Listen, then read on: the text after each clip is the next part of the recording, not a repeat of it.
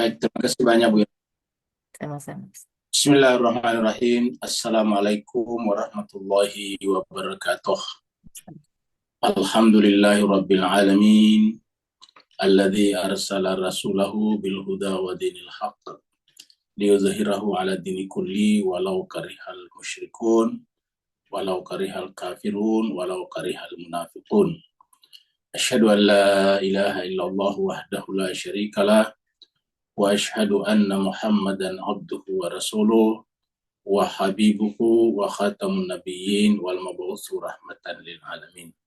Allahumma salli ala habibina wa syafina wa maulana Abil Qasimil Mustafa Muhammad. Allahumma salli ala Muhammad wa ali Muhammad. Allahumma salli ala Muhammad wa ali Muhammad. Allahumma salli ala Muhammad wa ali Muhammad wa ajil faraj wa sakhil makhraja. Masyiral muslimin rahimakumullah, kita bersyukur kita bersua dalam keadaan sehat walafiat. Kita kirimkan selawat dan salam kepada junjungan kita Nabi kita Rasulullah Muhammad sallallahu alaihi wasallam serta keluarganya yang suci dan sahabat-sahabatnya mulia. Pertemuan kita pada kesempatan kali ini adalah pertemuan yang terakhir untuk tema ibadah-ibadah utama yang mendekatkan diri kita kepada Allah Subhanahu wa taala. Dan pada kesempatan kali ini kita akan membahas tentang sholat dan amal soleh. Ini adalah merupakan ibadah yang juga utama dalam mendekatkan diri kita kepada Allah Subhanahu wa taala. Ini nanti kita akan bahas beberapa hadis dan juga ayat seperti biasanya. Jadi jemaah sekalian yang mungkin masih bertanya-tanya selama ini, kok kenapa ada satu golongan dalam Islam yaitu pengikut Ahlul Bait atau Syiah Ali yang salatnya terkadang dikumpul-kumpul. Zuhurnya dilaksanakan, setelah itu langsung asar. Maghribnya langsung isya. Ingat jemaah sekalian, ini bukanlah wajib, tapi bisa dilakukan seperti itu, bahkan dalam pandangan mazhab Ja'fari lebih utama.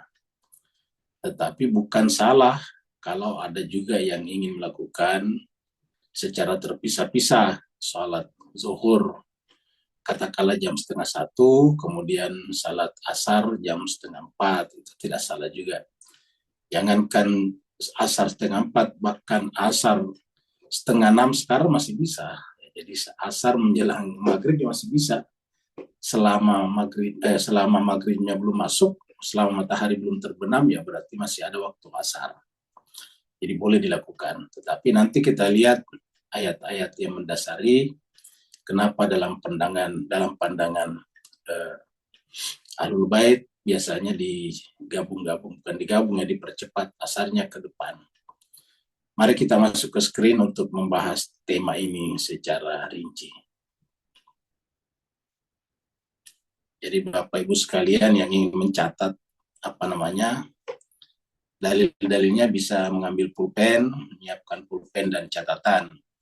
Atau kalau tidak ya gampang juga ya. Ini kayaknya saya belum jadi co-host ini, Wira. Iya, Co-host Ustaz. dulu, Wira, supaya saya Maaf, bisa. saya lupa, Ustaz. Sebentar. Iya, supaya Ya, saya bisa share screen. ya. Ya, silakan, Ustaz. Ya, baik.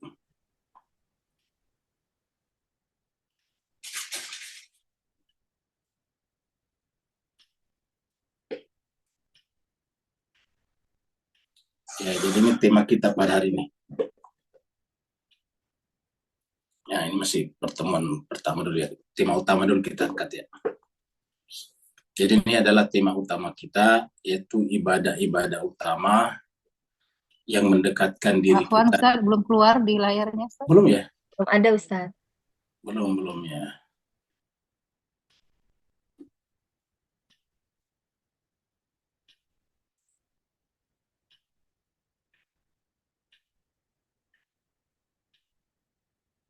Coba lihat Bu, sudah ada Bu ya?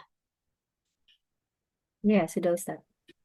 Ya, sekarang kita lihat tema utama kita yang kita bahas selama 4 kali pertemuan, yaitu ibadah-ibadah utama yang mendekatkan diri kita kepada Allah Subhanahu wa taala. Jadi ibadah ibadah utama mendekatkan diri kita kepada Allah Subhanahu wa taala. Ya, ini dia. Kemudian kita lihat 4 tema kita. Yang tidak ikut dari awal, inilah tema-tema kita. Yang pertama, belajar, belajar, dan belajar. Jadi ibadah utama pertama adalah belajar karena ayat pertama Iqra. Kemudian yang kedua, mensucikan diri dan meningkatkan kualitas jiwa, tazkiyatun nafs. Kemudian yang ketiga, bangun malam dan tadabbur Al-Quran. Yang keempat sekarang adalah salat di awal waktu, bukan hanya salat di awal waktu dan beramal saleh. Nah, inilah nanti akan kita terangkan panjang lebar tentang salat di awal waktu. Jadi yang kita bahas sekarang adalah yang keempat, yang terakhir, yaitu salat di awal waktu dan beramal saleh. Jadi salat di awal waktu dan beramal saleh. Kita mulai dari hadis ya. Ini adalah hadisnya menjaga waktu salat. Ya, bisa membuat kita masuk surga. Ya. Ini hadis dari Abu Daud. Ingat mas kalian, hadis-hadis yang kita angkat ini hadis-hadis yang dipakai di kalangan saudara-saudara kita Ahlus Sunnah wal Jamaah. Ya, hadis Bukhari, Muslim, Ibnu Majah, Abu Daud, Tirmizi dan sebagainya. Itu adalah hadis-hadis yang bahkan kita tidak pernah menggunakan hadis yang ada di kalangan kaum Syiah atau Ahlul Bait ya. Kita kebanyakan menggunakan supaya kita lihat bahwa ini yang dilakukan oleh saudara-saudara kita yang bermazhab Syiah itu semuanya ada dalilnya di kita di Ahlus Sunnah ya. Nah, ini adalah menjaga waktu salat dan masuk surga. Ya, di sini di sini ada hadis haddatsana Haywah ya. Ibnu Shuraih al-Misri dari Mesir. Haddatsana Baqiyah an Dubarah ibni Abdullah ibni Abi Sulaik al-Hani akhbarani Ibnu Nafi'. Jadi dari Ibnu Nafi' an Ibni Syihab az-Zuhri. Jadi Ibnu Syihab az-Zuhri qala Sa'id ibnul Musayyab inna Aba Qatadah. Jadi dia mengatakan bahwa Ibnu Qatadah ini adalah terkenal. Ibnu Qatadah benar Ribai akhbaru. Jadi Ibnu Qatadah bin Ribai menyampaikan kepadanya, mengabarkan kepadanya, qala berkata, qala Rasulullah sallallahu alaihi wasallam, qala Allah taala.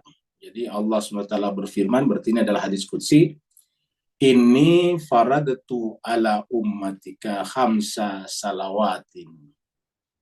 Sungguhnya aku, kata Tuhan, mewajibkan. Farad itu memfardukan, memfardukan ala ummatika kepada umat Muhammad khamsa salawatin, 5 salat. Jadi, khamsa salawatin. Jadi ada 5 salat. Wahidatu, dan aku berjanji. Ini di sisiku, maksudnya aku telah membuat janji di sisiku. Dan dengan sebuah janji. Anau bahwasanya manja'a yuhafiz alaihinna liwaktihinna. Jadi ini harus kita camkan. Manja'a, siapa yang melaksanakan, ya, siapa yang datang, bisa juga di atas nanti di akhirat. Yuhafiz alaihinna liwaktihinna, yang selalu menjaga alaihinna, salat-salatnya liwaktihinna, waktunya. Jadi siapa yang menjaga waktu-waktu salatnya. Jadi kata-katanya, siapa yang menjaga waktu-waktu salatnya, adkhaltuhu al-jannata, aku akan masukkannya ke dalam surga. Jadi siapa yang menjaga yuhafiz, nanti kita temukan ada ayatnya juga, hafizu ala salawat. Jadi siapa yang menjaga waktu, ingat kata-katanya waktu-waktu salatnya, bukan hanya salatnya, tapi waktu-waktu salatnya. Adkhaltuhu al-jannata, maka aku akan masukkannya ke dalam surga. Wa man lam yuhafid alaihinna, tapi siapa yang tidak menjaga waktu-waktu salatnya, fala ahdalahu indi, maka janjiku tidak berlaku baginya. Tidak ada lagi janjiku padanya. Jadi yang disampaikan Allah dalam hadis qudsi ini adalah bahwa aku akan masukkan surga siapa yang menjaga bukan hanya salatnya tapi waktu-waktunya nih. Jadi jemaah sekalian bisa lihat yang disebutkan di sini adalah waktunya nih. Jadi menjaga, kata menjaga ada di sini. Menjaga. Siapa yang menjaga waktu-waktu salatnya, ada hal tuh aku pasti akan masukkannya ke dalam surga. Dalam kaidah bahasa Arab ini kata ada khaltu ini bentuk lampau. Kalau bentuk lampau digunakan untuk akan datang, karena kan nanti di akhirat, siapa yang datang nanti di akhirat, maka otomatis artinya pasti. Pasti aku akan masukkannya ke dalam surga. Ada khaltuhu al jannata. Ini adalah hadis tentang pentingnya menjaga waktu-waktu salat. Dan ayat dan hadis seperti ini banyak. Tapi kita cukupkan dengan hadis ini saja tentang menjaga waktu salat. Ya. Jadi nanti kita bahas lebih jauh. Sekarang kita lihat bahwa Nabi itu sejak awal sudah menjaga waktu salatnya. Bahkan sejak sebelum diwajibkannya salat kepada seluruh umat Islam. Nah, bisa kita baca di dalam cerita ini. Ya, jadi kita bacakan cerita ini dari hadis riwayat Imam Ahmad. Nomornya ada di sini 1691. Ya. Ini adalah cerita dari seseorang bernama Ismail bin Iyas bin Afif Al-Kindi. Dari bapaknya kan namanya Iyas. Dari kakeknya berarti Afif Al-Kindi. Karena Ismail dari bapaknya Iyas. Dari kakeknya Afif ya.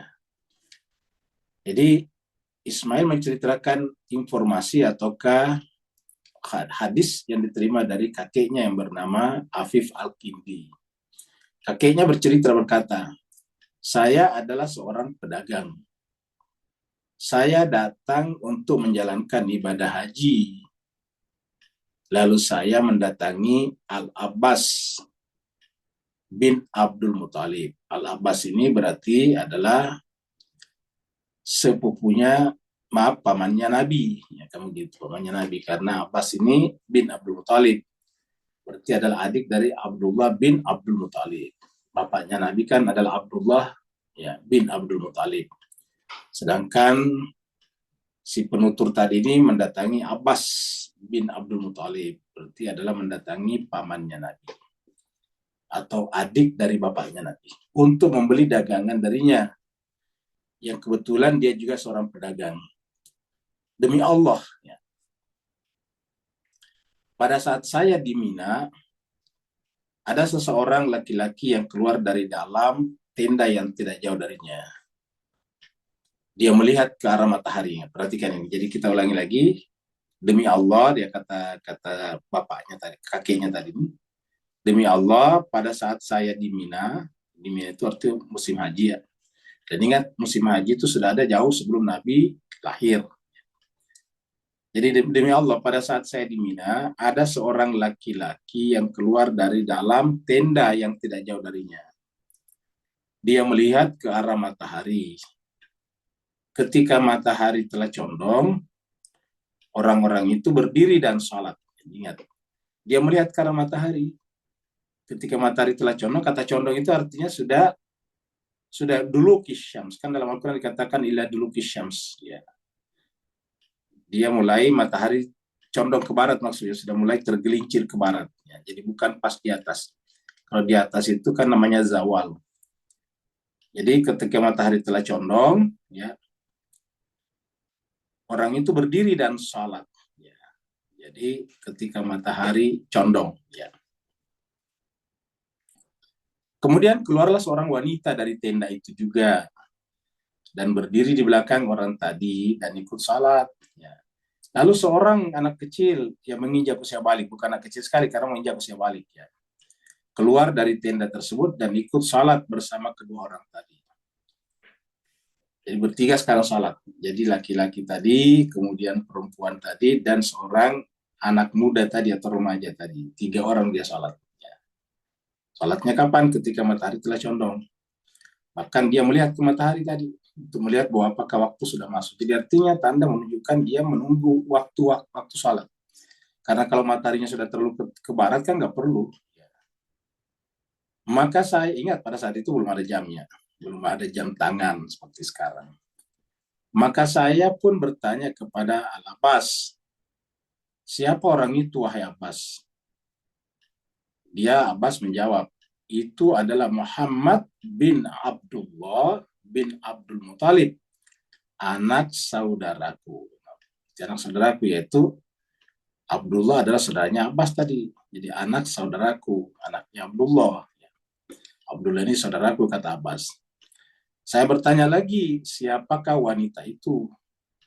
Dia menjawab, itu adalah istrinya Khadijah binti Khuwailid. Khadijah binti Khuwailid. Ya. Saya bertanya lagi, siapa pemuda itu nih? Pemuda, ya, Al-Fatah. Siapa pemuda itu? Dia menjawab, itu adalah Ali bin Abi Thalib, anak pamannya. Ya, itu adalah Ali bin Abi Thalib, anak pamannya. Saya bertanya lagi, apa yang mereka lakukan? Dia menjawab, dia sedang sholat. Ya, jawab. Dia sedang sholat. Dia mengaku bahwa dia adalah seorang nabi dan tidak ada yang mengikuti perintahnya kecuali istrinya dan anak pamannya, pemuda tersebut. Baru bertiga pada saat itu. Ini adalah orang awal masuk Islam. Kelihatan di sini hadis ini mengatakan bahwa yang awal masuk Islam dari kalangan perempuan adalah Khadijah, dari kalangan laki-laki adalah Ali bin Abi Thalib. Ya. Dia juga mengaku bahwasanya akan ditaklukkan untuknya perbendaharaan Raja Kisra dan Kaisar. Nah, di sini menjelaskan kepada kita kalau kita ini menaklukkan dunia dengan salat berdasarkan hadis ini. Dan ternyata nanti karena kekonsistensian atau keistiqomahan Nabi menjaga waktu-waktu salatnya, Nabi masih hidup tetapi kerajaan Persia dan kerajaan Romawi, Persia itu nama rajanya adalah Kisra, Romawi adalah Kaisar, jatuh di tangannya, bayangkan. Padahal tadinya cuma bertiga. Kan cepat sekali, cuma bertiga salat. Bahkan Abbas pun menceritakan baru bertiga, jadi Abbas pada saat itu belum ikut. Ya. Tetapi ternyata benar. Jadi kalau ingin jemaah sekalian menaklukkan dunia ini, maka harus menjaga waktu sholat. Karena siapa yang menjaga waktu sholat, Allah menjaga kita. Seperti tadi hadisnya di atas, di hadis sebelumnya. Ya, siapa yang menjaga waktu-waktu sholatnya, maka aku pun akan menjaganya. Ya. Ini dua hadis ini sejalan dengan ayat-ayat berikut ini. Coba kita lihat ayatnya. Nah, jadi ini adalah sejalan dengan hadis ini. Ini hadisnya kita ambil dalam surat Asy-Syu'ara, surat 26. Ayat 214-215. Ya. A'udzubillahi minasyaitonirrajim. Bismillahirrahmanirrahim. Wa anzir ashiratakal akrabin. Dan berikanlah peringatan ashirataka kepada kerabat-kerabatmu yang dekat. Jadi dari situ kita lihat tadi bahwa Nabi melakukan pertama kali kepada istrinya dan kepada sepupunya yang tinggal di rumahnya, yaitu Ali. Kita tahu bahwa setelah Nabi menikah dengan Khadijah, Nabi meminta kepada pamannya Abu Thalib untuk Ali ikut bersamanya, dan kita lihat tadi satu rumah, ya. Dan kita lihat bahwa ketiganya juga sama-sama salat. Jadi wa anzir ashiratakal akrabin. Berikanlah peringatan kepada Ashira. Ashira itu kerabat-kerabat. Al-akrabin yang dekat. Siapa kerabat yang paling dekat? Kalau bahasa kitanya adalah core family, keluarga inti. Keluarga inti itu adalah istri dan anak-anak. Kan itu namanya keluarga inti. Ya. Jadi adalah core family kita adalah istri dan anak-anak kita. Ini adalah, jadi jelas yang dilakukan Nabi tadi adalah jelas ayat ini. Waqfid janahaka limanittaba'aka minal mu'minin. Setelah itu kemudian rendahkanlah sayapmu. Apa artinya janahaka? Rendahkanlah dirimu. Kata sayap itu sesuatu yang mengangkat diri kita. Sayap itu kan mengangkat dirinya burung. Mengangkat pesawat itu kan sayapnya. Kalau tidak ada sayapnya, pesawat tidak bisa naik. Nah, jadi artinya apa yang menyebabkan kita terangkat itu? Ilmu kita, jabatan kita, pangkat kita, harta benda kita, status sosial kita. Nah, semuanya ini mengangkat kita. Kita dihormati karena ilmu, kita dihormati karena harta, pangkat, jabatan, dan status sosial kita. Nah, jangan gunakan sayap itu atau kekuatan itu untuk merendahkan orang lain. Maka dikatakan wahfid, rendahkanlah sayapmu, artinya jangan karena kamu punya ini dan itu, punya ilmunya tinggi dan sebagainya, lantas kemudian merendahkan orang lain. Apalagi orang mukmin. Wafid janahaka limanittaba'aka minal mu'minin. Ini terkait tadi dengan perintah di atas. Jadi artinya Nabi itu orangnya sangat rendah hati. Walaupun dia keturunan daripada Ibrahim dan Ismail, dia adalah keturunan orang baik-baik di Mekah, dia adalah termasuk ningratnya Quraisy, dia termasuk utusan Tuhan, tetapi tetap berlaku baginya ayat ini, yaitu merendahkan dirinya terhadap manusia, terutama orang beriman. Sekarang kita lihat lagi ayat berikutnya. Nah, ini juga tadi masih jalan semua dengan ayat ini. Tadi ingat hadisnya tadi, Nabi bersama dengan Khadijah dan Sayyidina Ali. Ya. Surat Taha, surat 20 ayat 132. Allah berfirman, wa'mur ahlaka bis-shalah. Perintahkanlah keluargamu salat. Jadi kita pertama kali kepada keluarga kita suruh perintah, tetapi ingat kata suruh itu bukan memaksa. Ya. Tidak boleh menimbulkan friksi, tidak boleh menimbulkan tertekan dan sebagainya. Wa'mur ahlaka bis-shalah.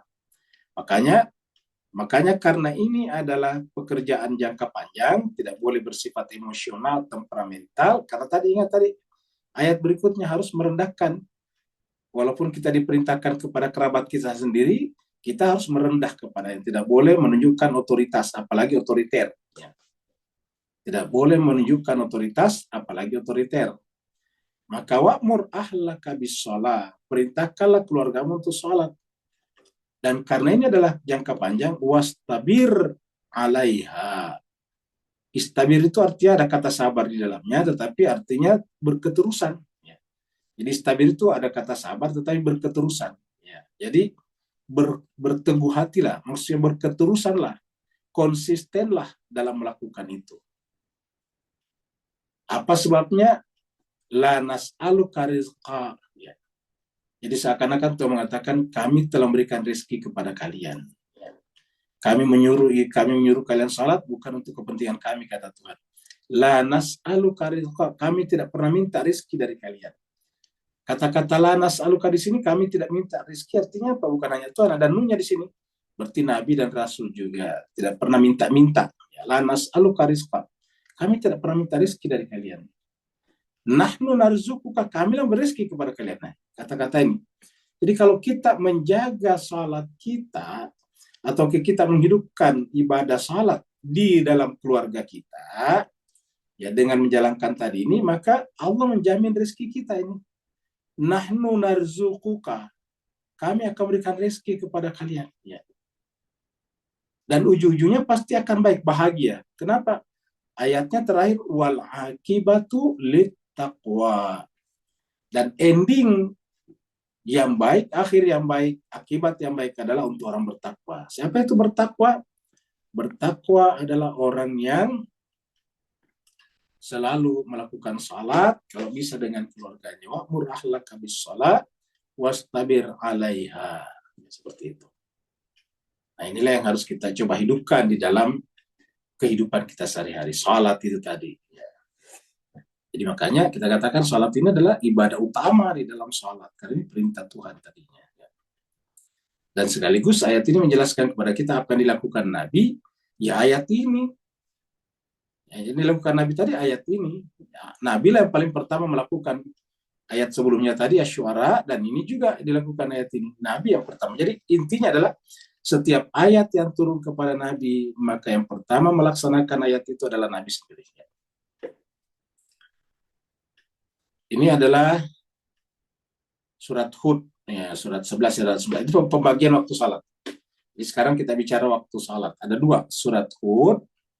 Jadi Bapak Ibu kalau ingin tahu waktu salat dalam Al-Quran, ada dua, surat Hud, surat 11 ayat 114, dan satunya lagi adalah surat Al-Isra nantinya ayat 78. Nah, kita mulai dari sini dulu, surat Hud ayat 114.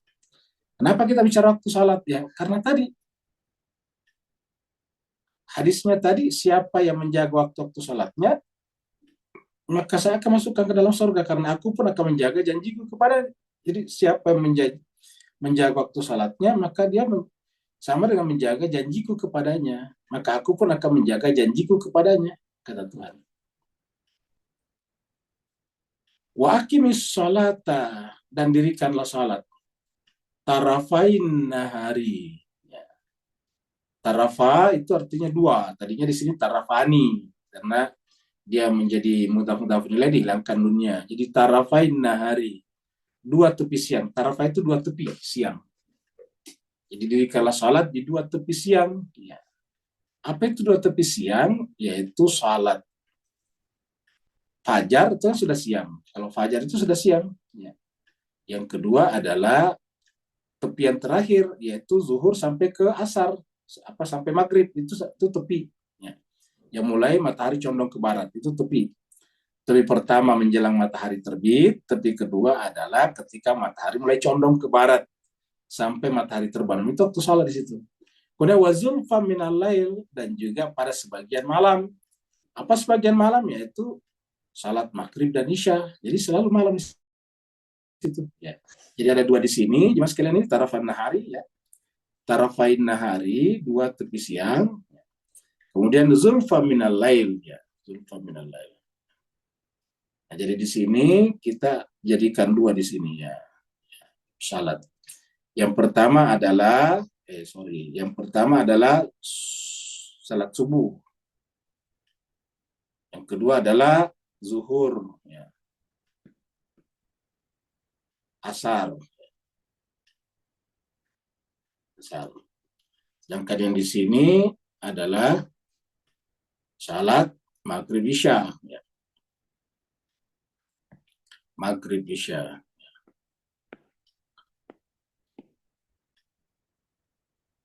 Maghrib, yang kedua adalah isya. Ya. Jadi sudah 5. Di sini ada subuh, di sini ada zuhur asar, dan di sini ada maghrib isya. Ya. Jadi kita lihat sini. Tarafain nahari wa zulfa minal lail. Innal hasanati, sungguhnya al hasanat, berarti salat itu termasuk hasanat. Ya, jadi di sini salat, ya, adalah al hasanat. Jadi salat itu termasuk hasanat. Ya. Dan salat di sini adalah banyak, 5, maka bentuknya jamak hasanat. Jadi kebajikan itu adalah salat. Salat itu al hasanat. Ya. Al hasanat ini kata asalnya hasan. Ya. Ingat kata hasanat ini kalau kita bentuk tunggalkan hasanah, hasanatun, seperti Rabbana atina fid dunya hasanah. Yang kalau kita hilangkan tak marbutanya, kata marbutah itu bisa dihilangkan karena itu tanda laki-laki perempuan, maka menjadi Hasan namanya, menjadi laki-laki Hasan. Ya. Kalau adiknya Hasan namanya Husain. Ya. Innal hasanati yudhibnas sayyiat. Sesungguhnya al hasanat, kebaikan itu atau perbuatan baik itu, yudhibna, akan menghilangkan as-sayyiat. Ingat, menghilangkan as-sayyiat. Jemaah sekalian masih ingat nggak kata yudhib di sini? Ya, coba ingat surat 33 ayat 33. Surat Al-Ahzab ayat 33. Di sana ada ayat yang berbunyi innama yuridullah liyudhib. Ya. Innama yuridullah liyudhiba. Yudhib itu dari sini sama asal kata sama katanya. Yudhib juga.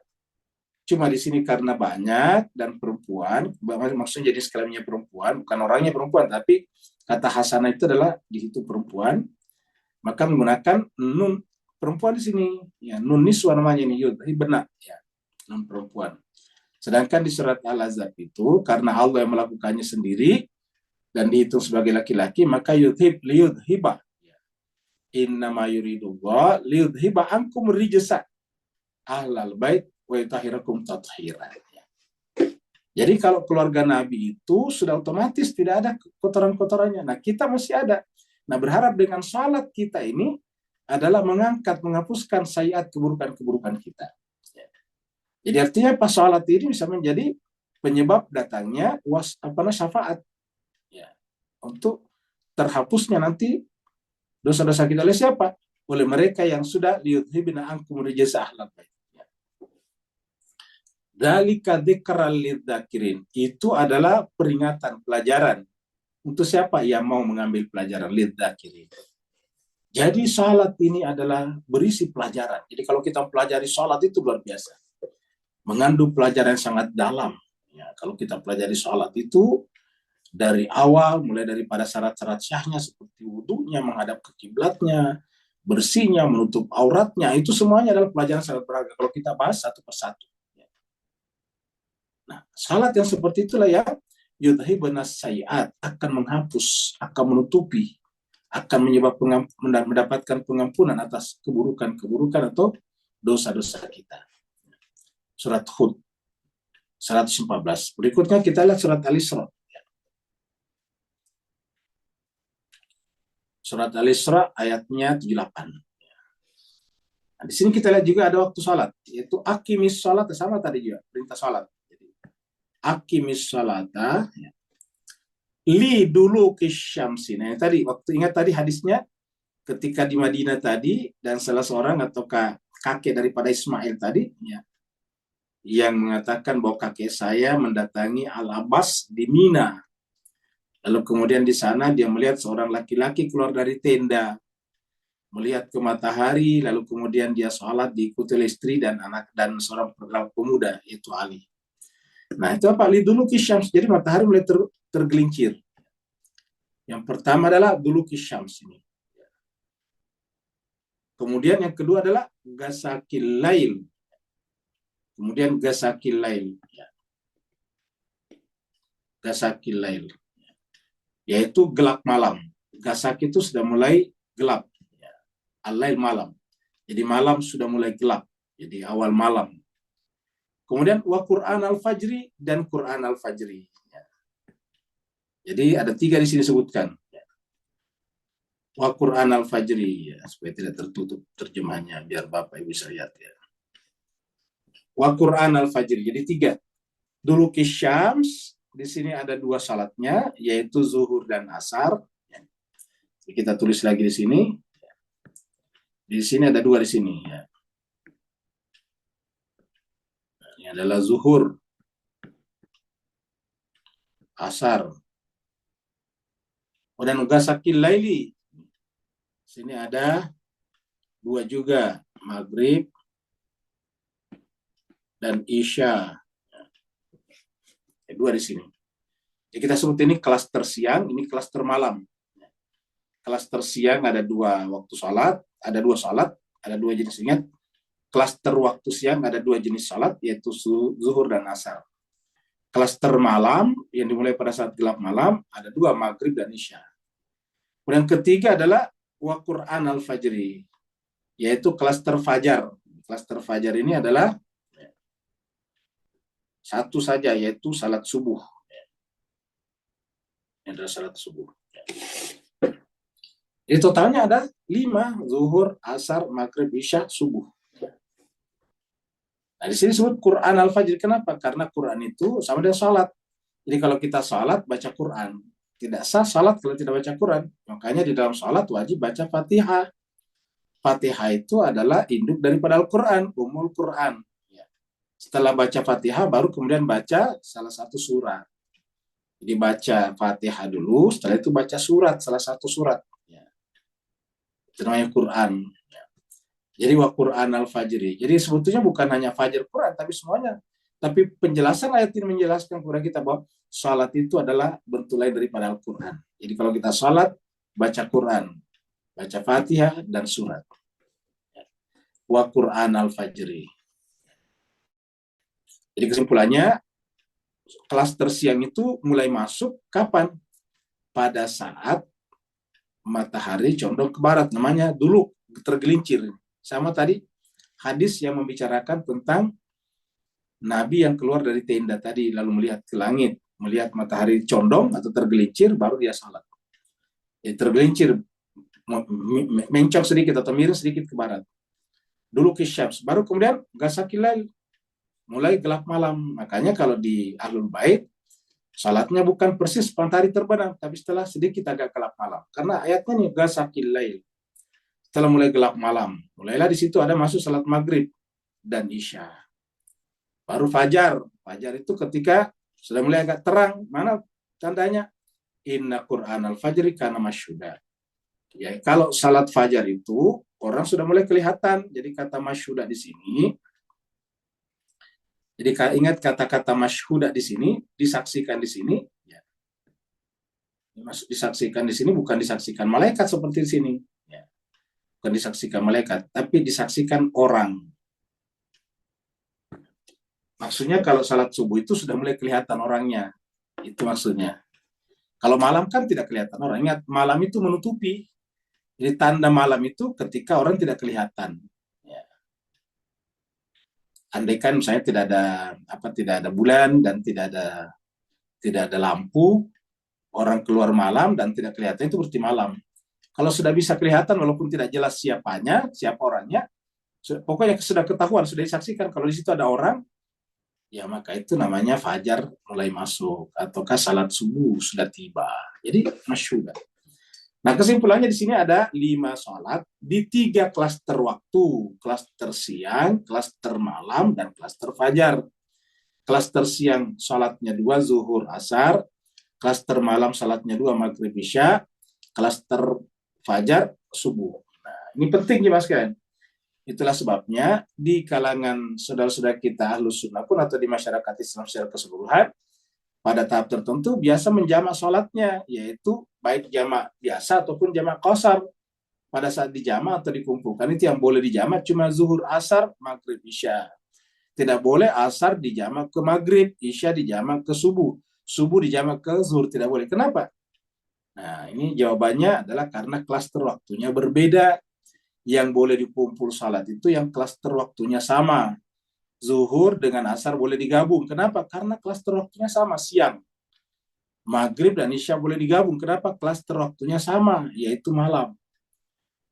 Subuh tidak boleh digabung kemana-mana karena klaster waktunya berbeda, yaitu fajar. Jadi itu alasannya.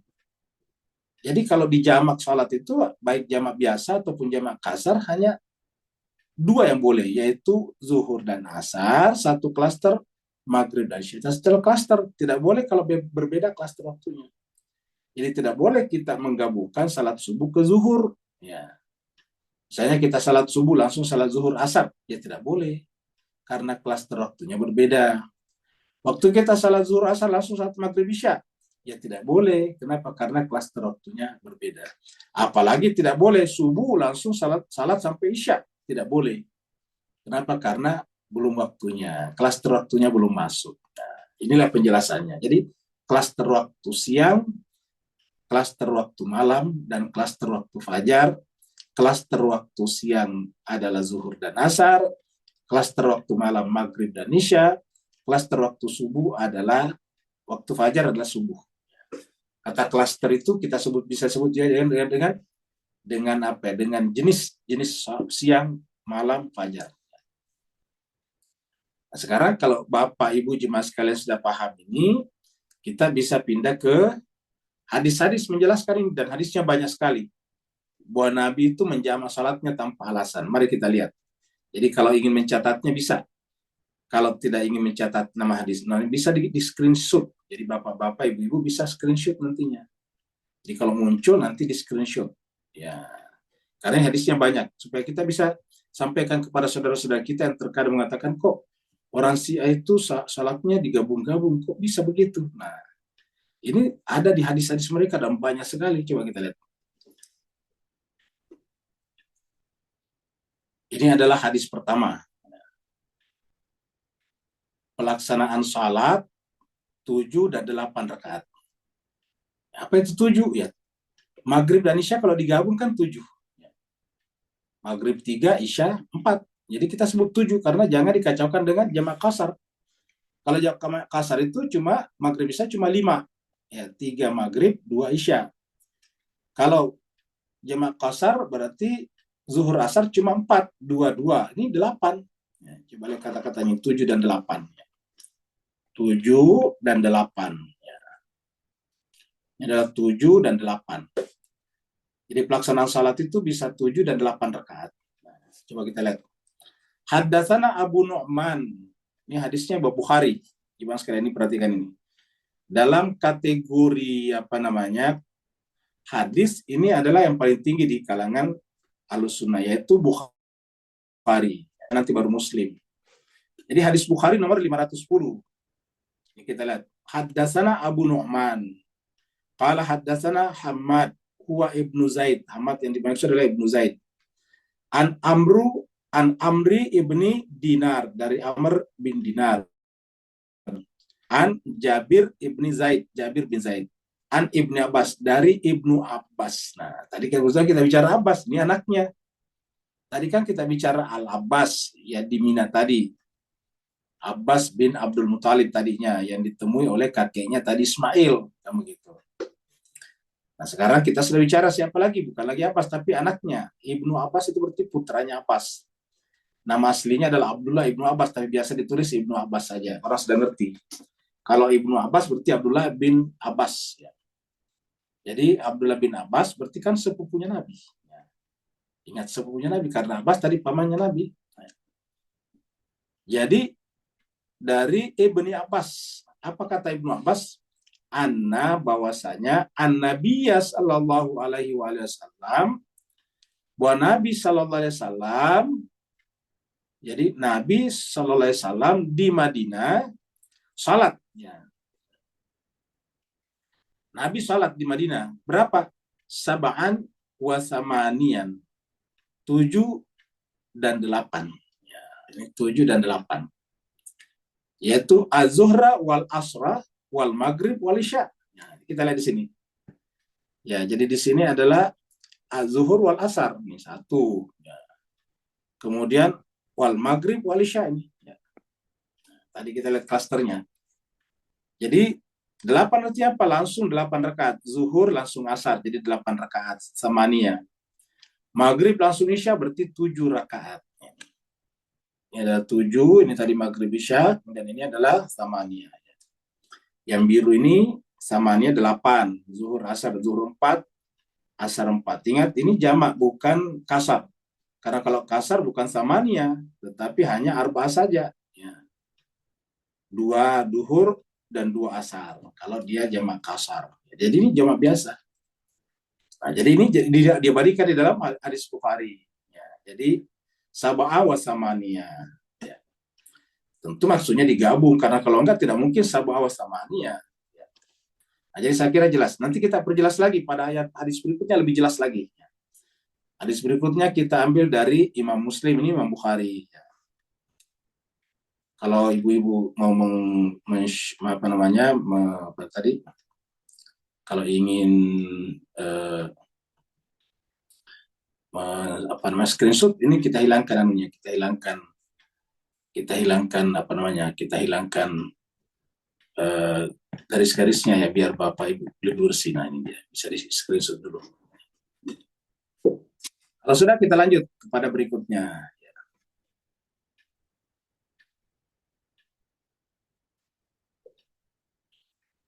Nah, ini adalah hadis Imam Muslim, ya, 1151 nomornya, nomor 1151. Menjamak zuhur asar dan maghrib isya di Madinah. Kata di Madinah berarti tidak bepergian. Di atas tadi kan juga begitu. Ya, ini tadi di atas juga tadi begitu ya. Ini juga tadi di sini juga tidak ada. Ya, di Madinah juga ya. Ini di Madinah, ingat kata-kata di Madinah berarti tidak ke mana-mana ini tadi. Jadi tadi ingat ya, ini kata-kata di Madinah ya. Kata-kata di Madinah ini di Madinah. Bil Madinah itu di Madinah. Artinya tidak kemana-mana. Nabi kan tempatnya di Madinah, mukimnya di Madinah. Jadi tidak dalam keadaan safar ya di Madinah. Dan Madinah itu kotanya kecil ya pada saat itu. Sekarang udah besar. Nah, jadi kita lanjutkan.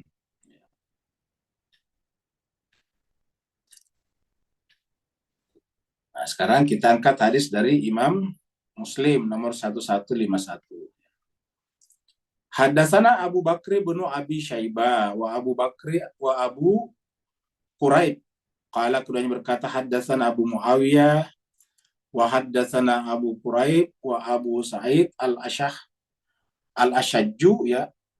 Wal lafzu li Abi, dan lafaznya dari Abi Quraib. Qala, keduanya berkata, haddatsana Waqi'.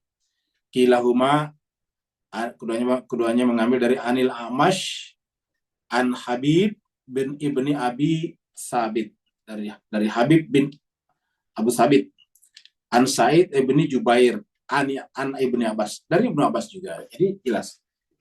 Pertama, Ibnu Abbas itu adalah sesama dengan Nabi, dan dia dekat sekali karena sepupu daripada Nabi. Nabi adalah ini adalah Ibnu Abbas bin Abdul Muthalib, Sedangkan Nabi Muhammad adalah Ibnu Abdullah bin Abdul Muttalib. Qala berkata, jadi Ibnu Abbas berkata, jama'a Rasulullah sallallahu alaihi wasallam baina zuhri wal asri wal maghribi wal isya'i. Sebelum kita lanjut, kita sampaikan mungkin kenapa kita bahas masalah ini.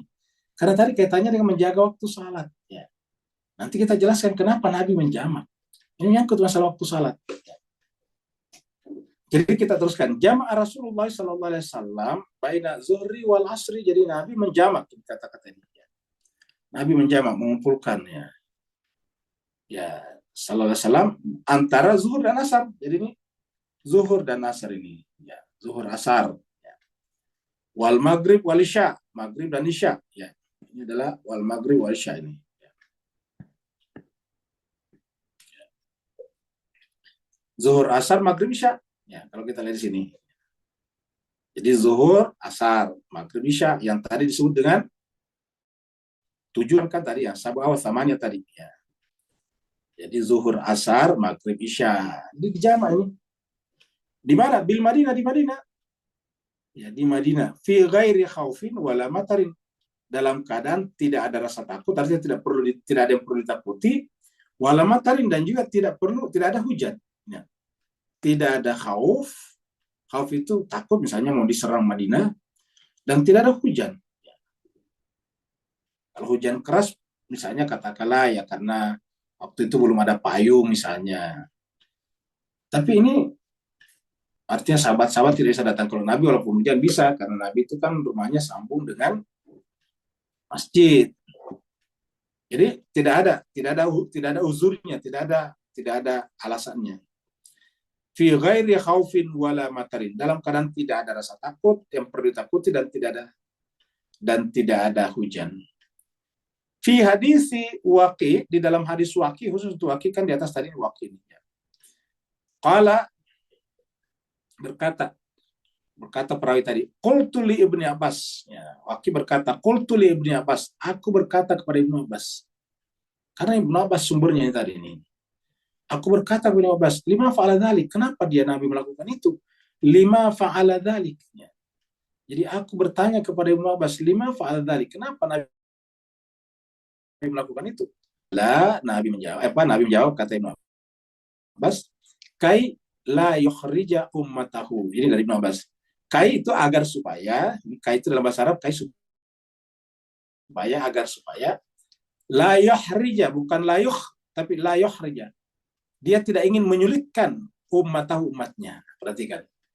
Agar dia tidak menyulitkan umatnya. Jadi supaya salat itu tidak menyulitkan umatnya, la yakhruja ummatahu, tidak menyulitkan umatnya.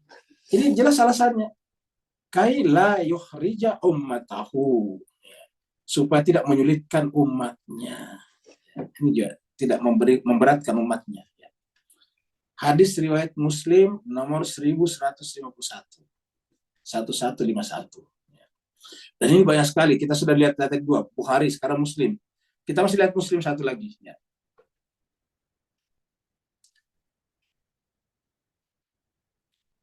Ini masih Muslim juga. Ya, ini Muslim 61154 tadi 1151, sekarang 1154. Ini ada orang menegur Ibnu Abbas. Ya. Karena ditegur cerita, kita baca saja di ceritanya. Jadi kesimpulannya ini adalah, ya, dan telah menceritakan kepadaku Abu Rabi Az-Zahri ini. Dan seterusnya suatu hari, ya, kira-kira gini, kita langsung ke sini. Dari Abdullah bin Syakik. Ya, dari Abdullah bin Syakik. Ya. Dari, ya, mana tadi? Ini. An Abdullah ibn Syakik. Ya. Berkata, khatabana Ibnu Abbas. Ibnu Abbas berceramah kepada, khatabah itu berceramah kepada kami. Yauman, suatu hari. Ba'dal asri, setelah asar. Ya. Kita terus saja sih biar tidak panjang. Karena hadisnya masih banyak. Ya. Jadi Ibnu Abbas pernah berpidato di hadapan kami setelah salat asar hingga matahari terbenam. Lama sekali kan? Matahari terbenam. Dan bintang-bintang mulai bermunculan. Maka orang-orang berseru, salat. Artinya Ibnu Abbas tidak menyelesaikan ceramahnya. Ibnu Abbas tidak menceritakan selamanya.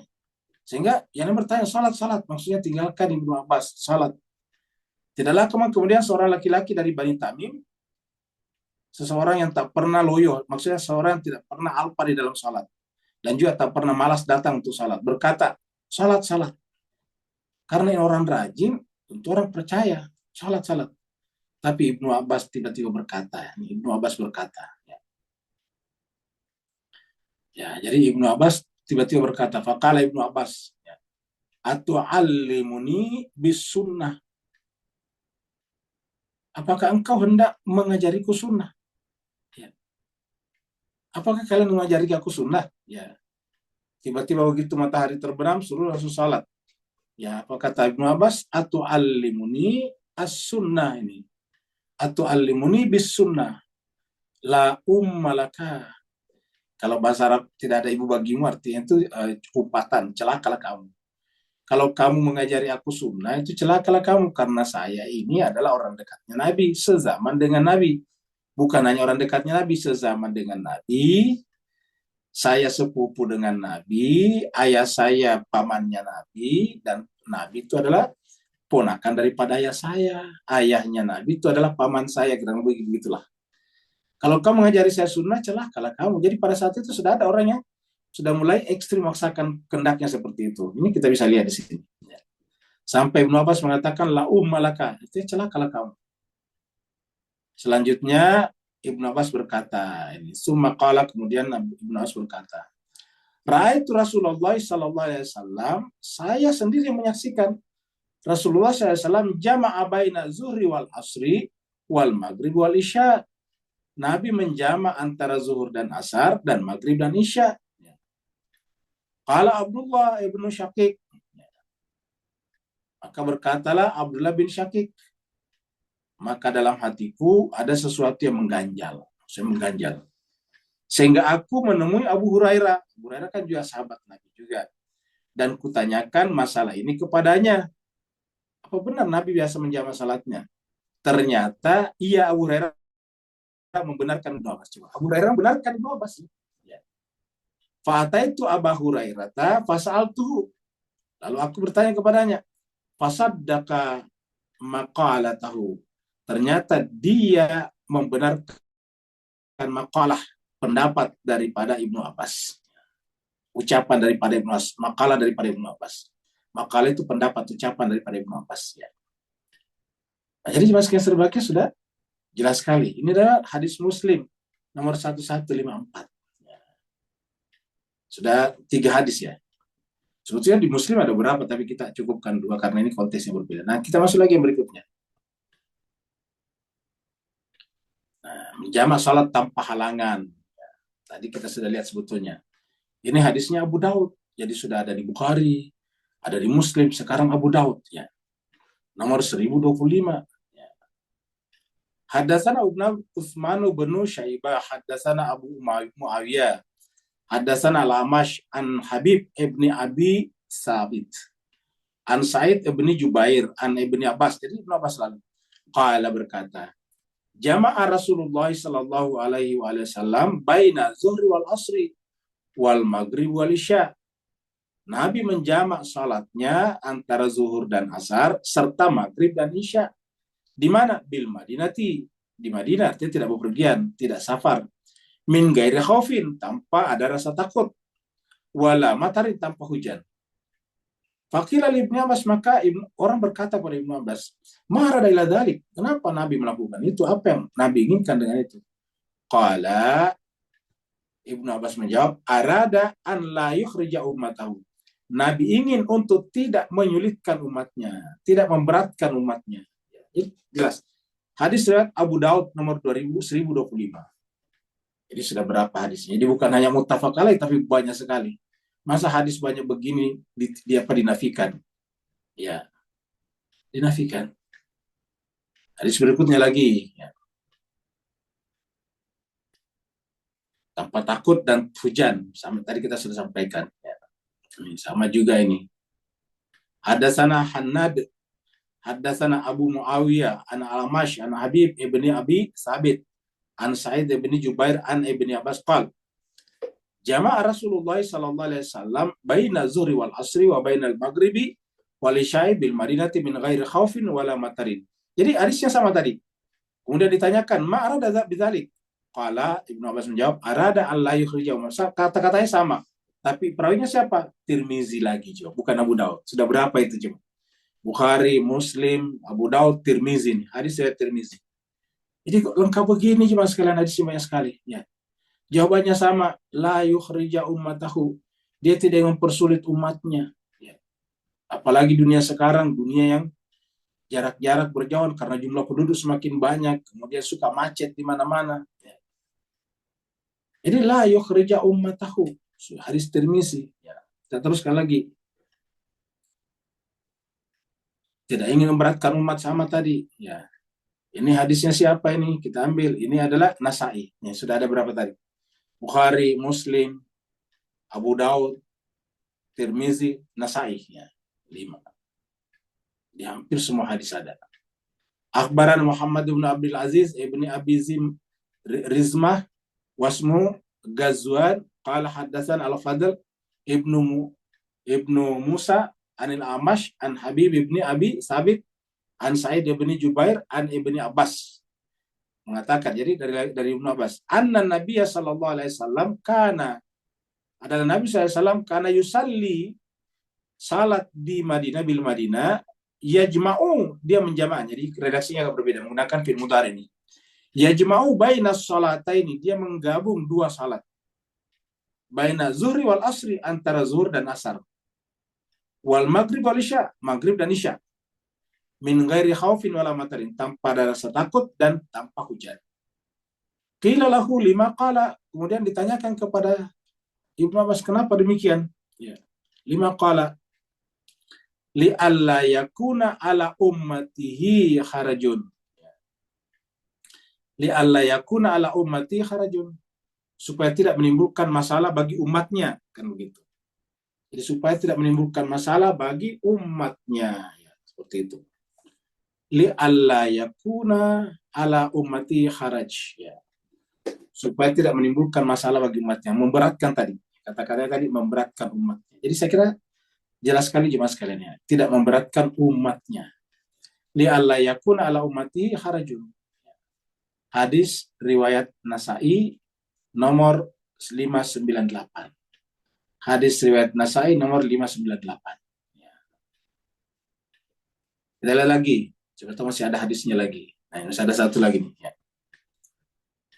Ini dari mana? Kita lihat hadisnya adalah ya, dari Ahmad. Oh, udah lengkap sekali. Dari tadi Bukhari, Muslim, Abu Daud, siapa tadi Tirmizi, kemudian Nasa'i, kemudian apa tadi? Ini sekarang adalah Ahmad. Ya.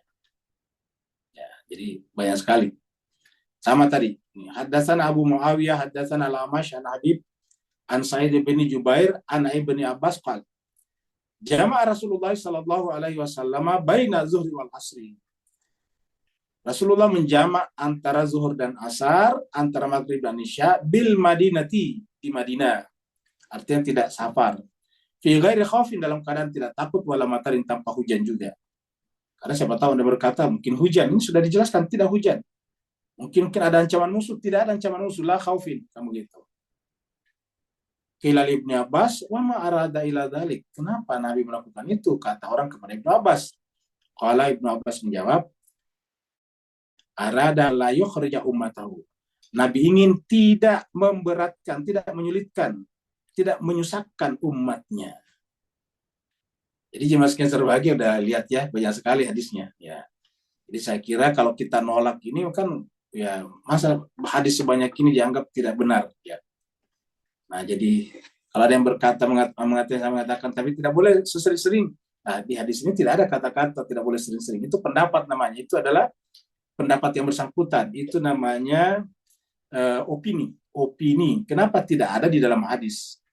Di dalam redaksi hadis tadi tidak ada kata-kata asal jangan sering-sering. Tidak ada kata gitu. Ya. Tapi kita bisa semuanya mengangkat ini kata-kata ini. Tidak ingin menyulitkan umat. Jadi artinya apa? Kalau kita bisa pasti menyulitkan. Tapi sebelum itu kita lihat dulu. Sebelum kita baca ayat ini, kita pindah dulu ke sini jemaah sekalian ya. Karena kita kan bicara tentang pentingnya waktu sholat tadinya. Ya. Nah, Bapak sekarang kita ini bicara logikanya tadi, ayat tadi. Ya, kita angkat di sini. Ya. Nah, katakanlah ini adalah ya, kita garis di sini nih, ya. Garis horizontal. Kita bikin di sini. Ya. Nah, jadi katakanlah di sini adalah ya, ini adalah atas-atas. Di atas ini namanya zawal. Ya. Jadi ingat harus tergelincir ke sedikit di sini ke kanan sini. Ya. Jadi tergelincir itu artinya sudah di sini ya kita garis sini. Ya. Nah, ini. Sampai di sini. Ya, ini kita sebut tadi dengan klaster siang. Kita sebut tadi dengan klaster siang. Ini kita sebut dengan klaster siang. Ya. Klaster siang. Ya. Ya, klaster siang. Di sini tadi ada asar, asar, zuhur dulu. Ya. Sini ada zuhur dan asar. Ya. Sini ada zuhur dan asar. Ya. Kemudian matahari terbenam bukan tadi, gasakil laili, ya, gasakil lail. Nah, kan ke sini matahari terbenamnya. Ya. Jadi di sini matahari terbenam di sini, ya, katakanlah di sini. Sini tadi mulai masuk di sini. Ya. Jadi ini adalah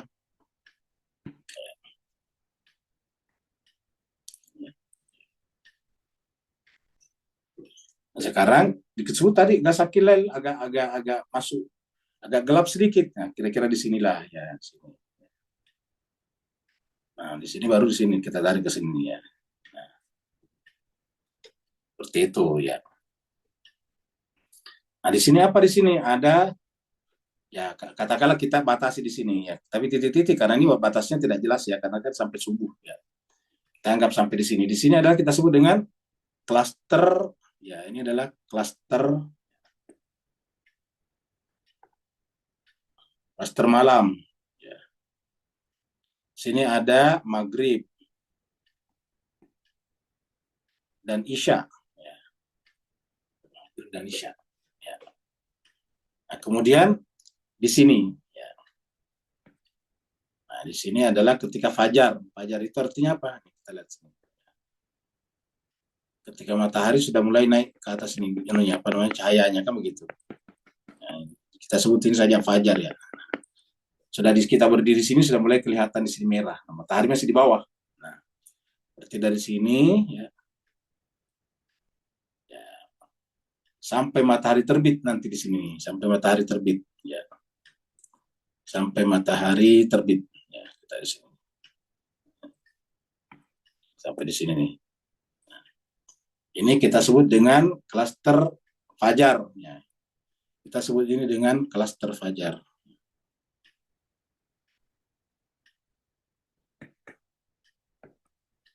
Nah, ini klaster fajar. Klaster fajar.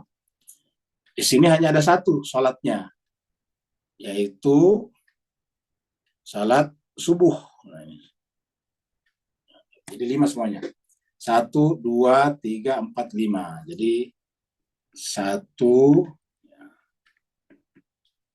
Jadi ini adalah 1, 2,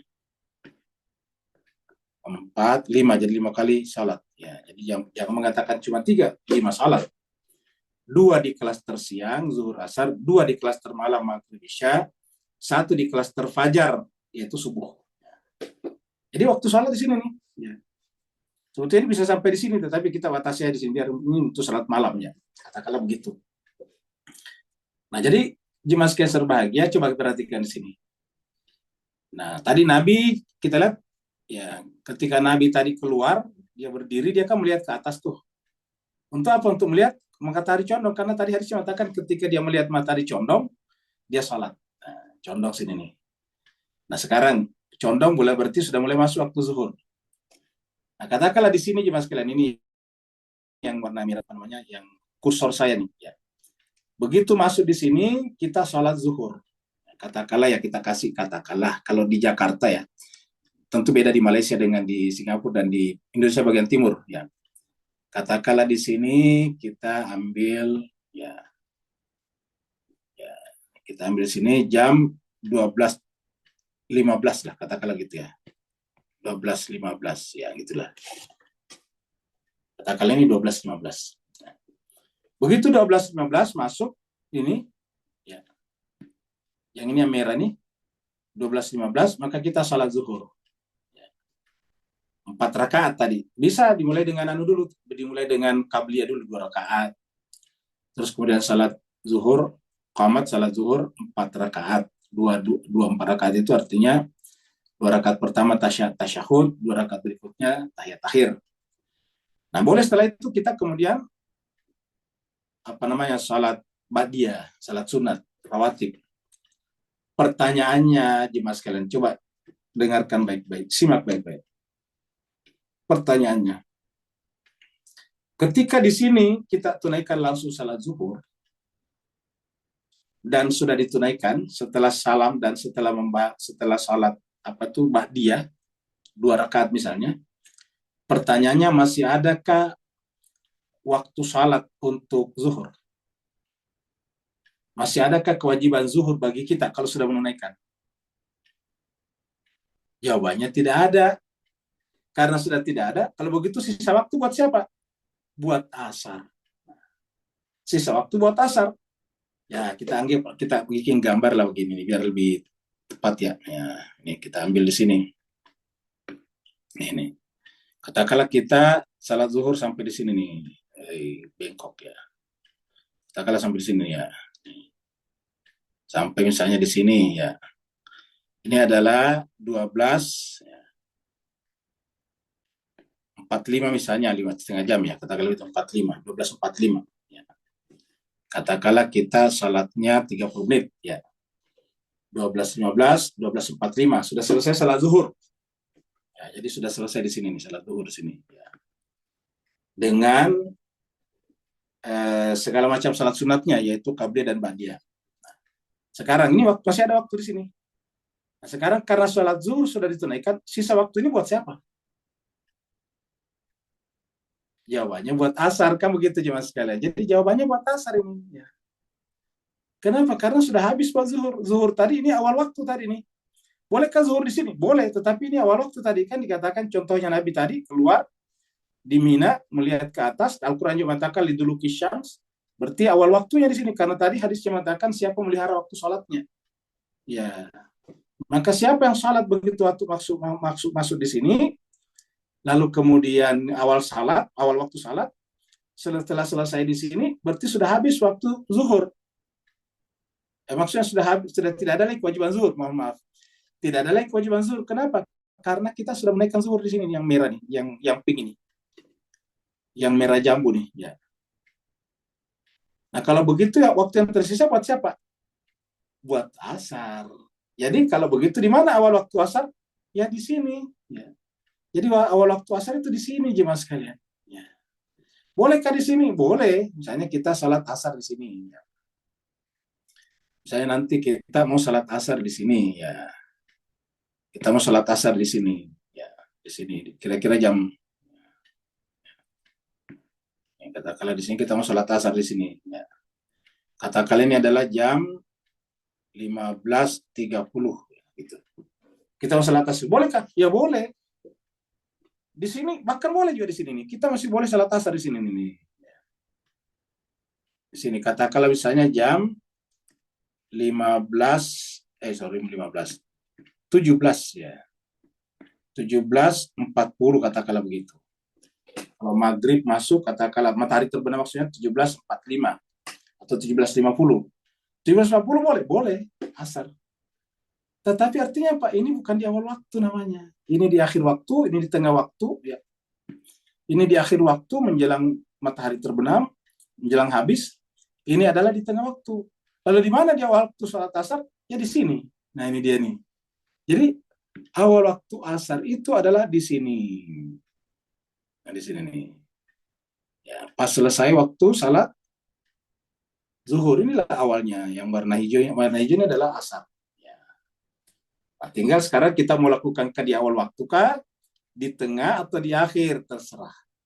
Tidak ada paksaan, la ikraha fiddin, tetapi berdasarkan hadis-hadis tadi dan yang dipraktikkan Nabi tadi adalah bahwa ya kalau kita salat di awal waktu asar berarti di sini tempatnya.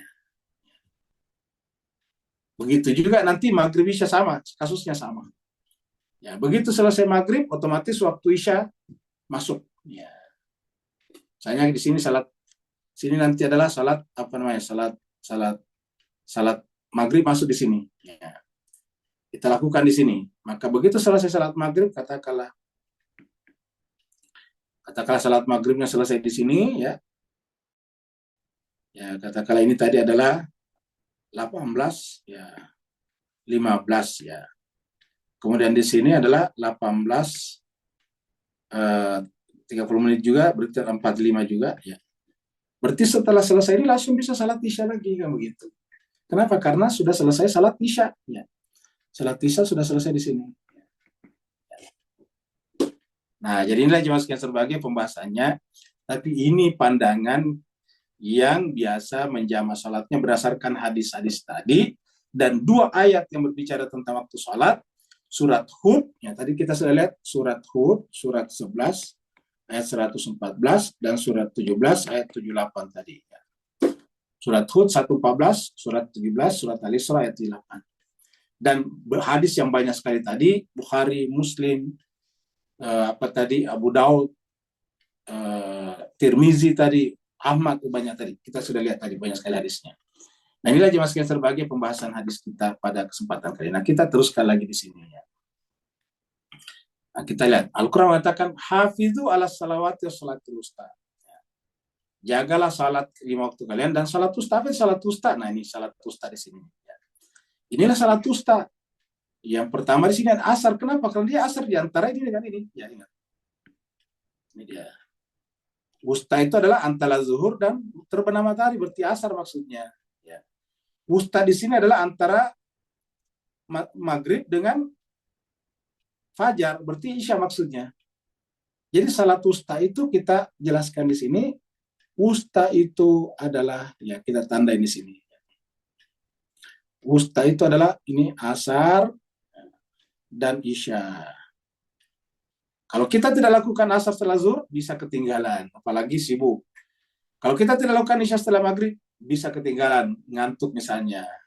Maka kata-kata ayat ini, hafidhu ala salawati wa salatil wusta, peliharalah salat 5 waktu dan salat tengahnya, bukan hanya asar, tapi kita tadi lihat isya juga. Wakumu, ini kata asar ini dari mereka, dari Kementerian Agama. Wakumu lillahi qanitin, dan berdirilah untuk Allah untuk qanitin, untuk kunut. Ini kata-kata kunut ada di sini. Diterjemahkan dengan tunduk. Ini qanit ini kunut. Ya, qanit orang yang kunut. Jadi ayat ini menjelaskan kita kalau salat itu disuruh kunut. Makanya berdasarkan ayat inilah pengikut keluarga Nabi atau bermazhab Ja'fari itu juga kunut setiap salat di rakaat yang kedua. Kalau di Syafi'i kunutnya di waktu subuh saja di rakaat kedua. Tapi kalau di Ja'fari, kunutnya di setiap sholat di rakaat kedua. Bedanya lagi, kalau Syafi'i, kunutnya setelah bangkit dari i'tidal. Setelah bangkit dari bangkit dari ruku. Ya, i'tidal kunut. Kalau Ja'fari atau pengikut keluarga Nabi sebelum ruku. Kenapa? Karena kalau sudah bangkit dari ruku, bukan berdiri namanya, tapi namanya i'tidal, cuma sekedar lewat untuk kemudian sujud, ya, gitu. Nah, sedangkan ayatnya qumu, berdirilah lillah semata-mata karena Allah, qanitin. Nah, ini dia menggunakannya. Nah, setelah itu kemudian bicara tentang amal saleh nantinya. Ayat berikutnya amal saleh ini dia. Surat Al-Baqarah 277. Innalladzina amanu, sungguh orang beriman, wa amilus salihat, dan beramal saleh, wa aqamus shalah, mendirikan salat. Nih, jadi amal saleh di sini ada. Jadi kita katakan pembahasan kita sekarang adalah salat dan amal saleh, 2 hal yang tidak bisa dipisahkan. Ya. Wa amilus salihati wa aqamus shalah wa atuz zakat lahum ajruhum inda rabbihim. Bagi mereka mendapatkan ajar di situ hanya wala khaufun alaihim wala hum yahzanun. Mereka tidak ada rasa takut dan tidak bersedih. Kapan? Amal saleh, salat dan zakat. Ini salat, lalu kemudian ini adalah zakat. Kita lihat lagi misalnya di surat, kita lihat di surat berikutnya ini apa nih? Ya kita langsung aja ke berikutnya. Nah ini dia. Surat Al-Anfal ayat 3 dan 4. Ya. Alladzina yuqimuna shalah, orang-orang mendirikan salat, wa mimma razaqnahum yunfiqun. Ini adalah salat, ya. Ini adalah amal saleh, ya. Apa kata Tuhan? Orang mendirikan salat dan berbagi nafkah kepada orang yang berkebutuhan, ya, terutama di jalan Allah. Ya. Ulaika humul mu'minuna haqqa. Mereka itulah orang beriman yang sebenarnya. Ulaika humul mu'minuna haqqa, ya. Lahum darajatun, bagi mereka ada derajat inda rabbihim, di situ mereka. Wa maghfiratun, dan ampunan, wa rizqun karim. Nah, perhatikan. Kalau kita melaksanakan tadi salat dan kemudian menafkahkan harta kita untuk kepentingan jalan Allah, Allah mengatakan itulah orang mukmin yang benar. Dan apa imbalannya dari Tuhan? Bagi mereka darajatun inda rabbihim. Mereka mendapatkan derajat yang tinggi di sisi Tuhannya. Apalagi wa maghfiratun, mendapatkan maghfirah.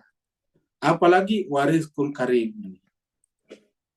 Derajatnya tinggi, dapatkan ampunan atau syafaat, dan diberikan rezeki yang karim. Seperti tadi Nabi salat bertiga tadi, istrinya Khadijatul Kubra dan sepupunya dan saudaranya yaitu Ali bin Abi Thalib, dan dia mengatakan dengan melakukan itu maka kerajaan Kisra dan Kaisar Romawi, Kisra Persia akan takluk, akan tunduk. Kenapa? Karena siapa yang menjaga salatnya, Allah akan menjaganya. Mas sekalian, karena waktu kita sudah sampai, inilah pembahasan kita pada kesempatan kali ini. Ayatnya masih banyak, tapi karena waktu kita sangat terbatas, kita akhiri sampai di sini. Mudah-mudahan bermanfaat. Kalau benar dari Allah SWT, kalau ada kekurangan dan khilafahnya dari kekurangan Al-Fakir, mohon dimaafkan. Walafu minkum. Yang mau bertanya, kita persilakan melalui host atau moderator kita, Ibu Ira Roste. Fadil. Ya, terima kasih banyak Ustadz, Masya Allah. Begitu ininya ya, detailnya Ustadz ya, hadis-hadis yang banyak sekali yang tertuju kepada sholat kita yang 3 waktu itu. Jadi kita bisa memberi alasan kepada teman-teman kita yang bertanya kenapa kita pengikut Ahlul Bait kita sholat dalam 3 waktu gitu Ustadz. Mungkin mereka berpikir kita sholatnya itu 3 waktu, tiga waktu sholat itu, padahal 3 waktu yang dari satu hari itu, bukannya tetap sholat adalah kita 5 waktu Ustadz ya. Alhamdulillah kita bisa. Salatnya 5 tetapi 3 waktu. Iya, sholatnya 3 tapi 3 waktu. Salatnya 5 tapi 3 waktu. Ya, betul Ustadz. Silakan ibu-ibu yang bertanya langsung saja dipertanyaan. Bu Ira. Ya, Waalaikumsalam, silakan Bu Kusna. Ya, makasih. Assalamualaikum Ustaz.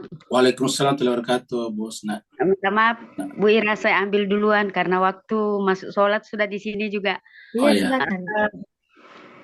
Yang saya mau tanyakan Ustadz, yang pertama ini tentang bagaimana kita menjaga waktu sholat. Nah, itu kan masing-masing sholat punya sholat sunnah.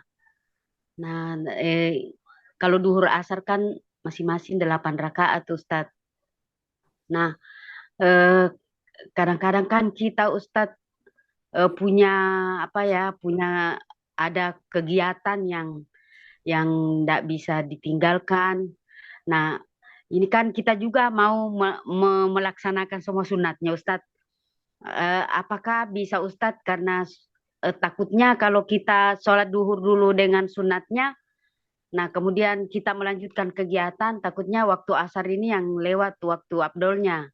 Nah, apakah bisa supaya waktu sholat fardu ini tetap terjaga awal waktu? Nah, setelah kita melaksanakan sholat duhur dengan sunatnya, kemudian asarnya kita laksanakan fardunya saja Ustadz. Sunatnya bisa enggak setelah selesai kita punya kegiatan baru dilakukan sholat sunatnya? Ya, jawabannya tentu boleh aja sih sebetulnya, kecuali kalau terlalu jauh ya.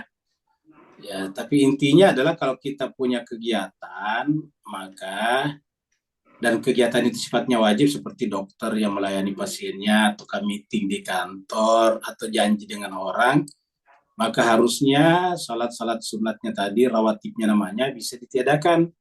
Karena yang sunat tidak boleh membatalkan yang wajib. Janji itu adalah wajib. Dokter menghadapi pasiennya itu wajib. Sedangkan salat rawatib itu sunnah. Tidak boleh yang sunnah menjadi penghalang bagi yang wajib.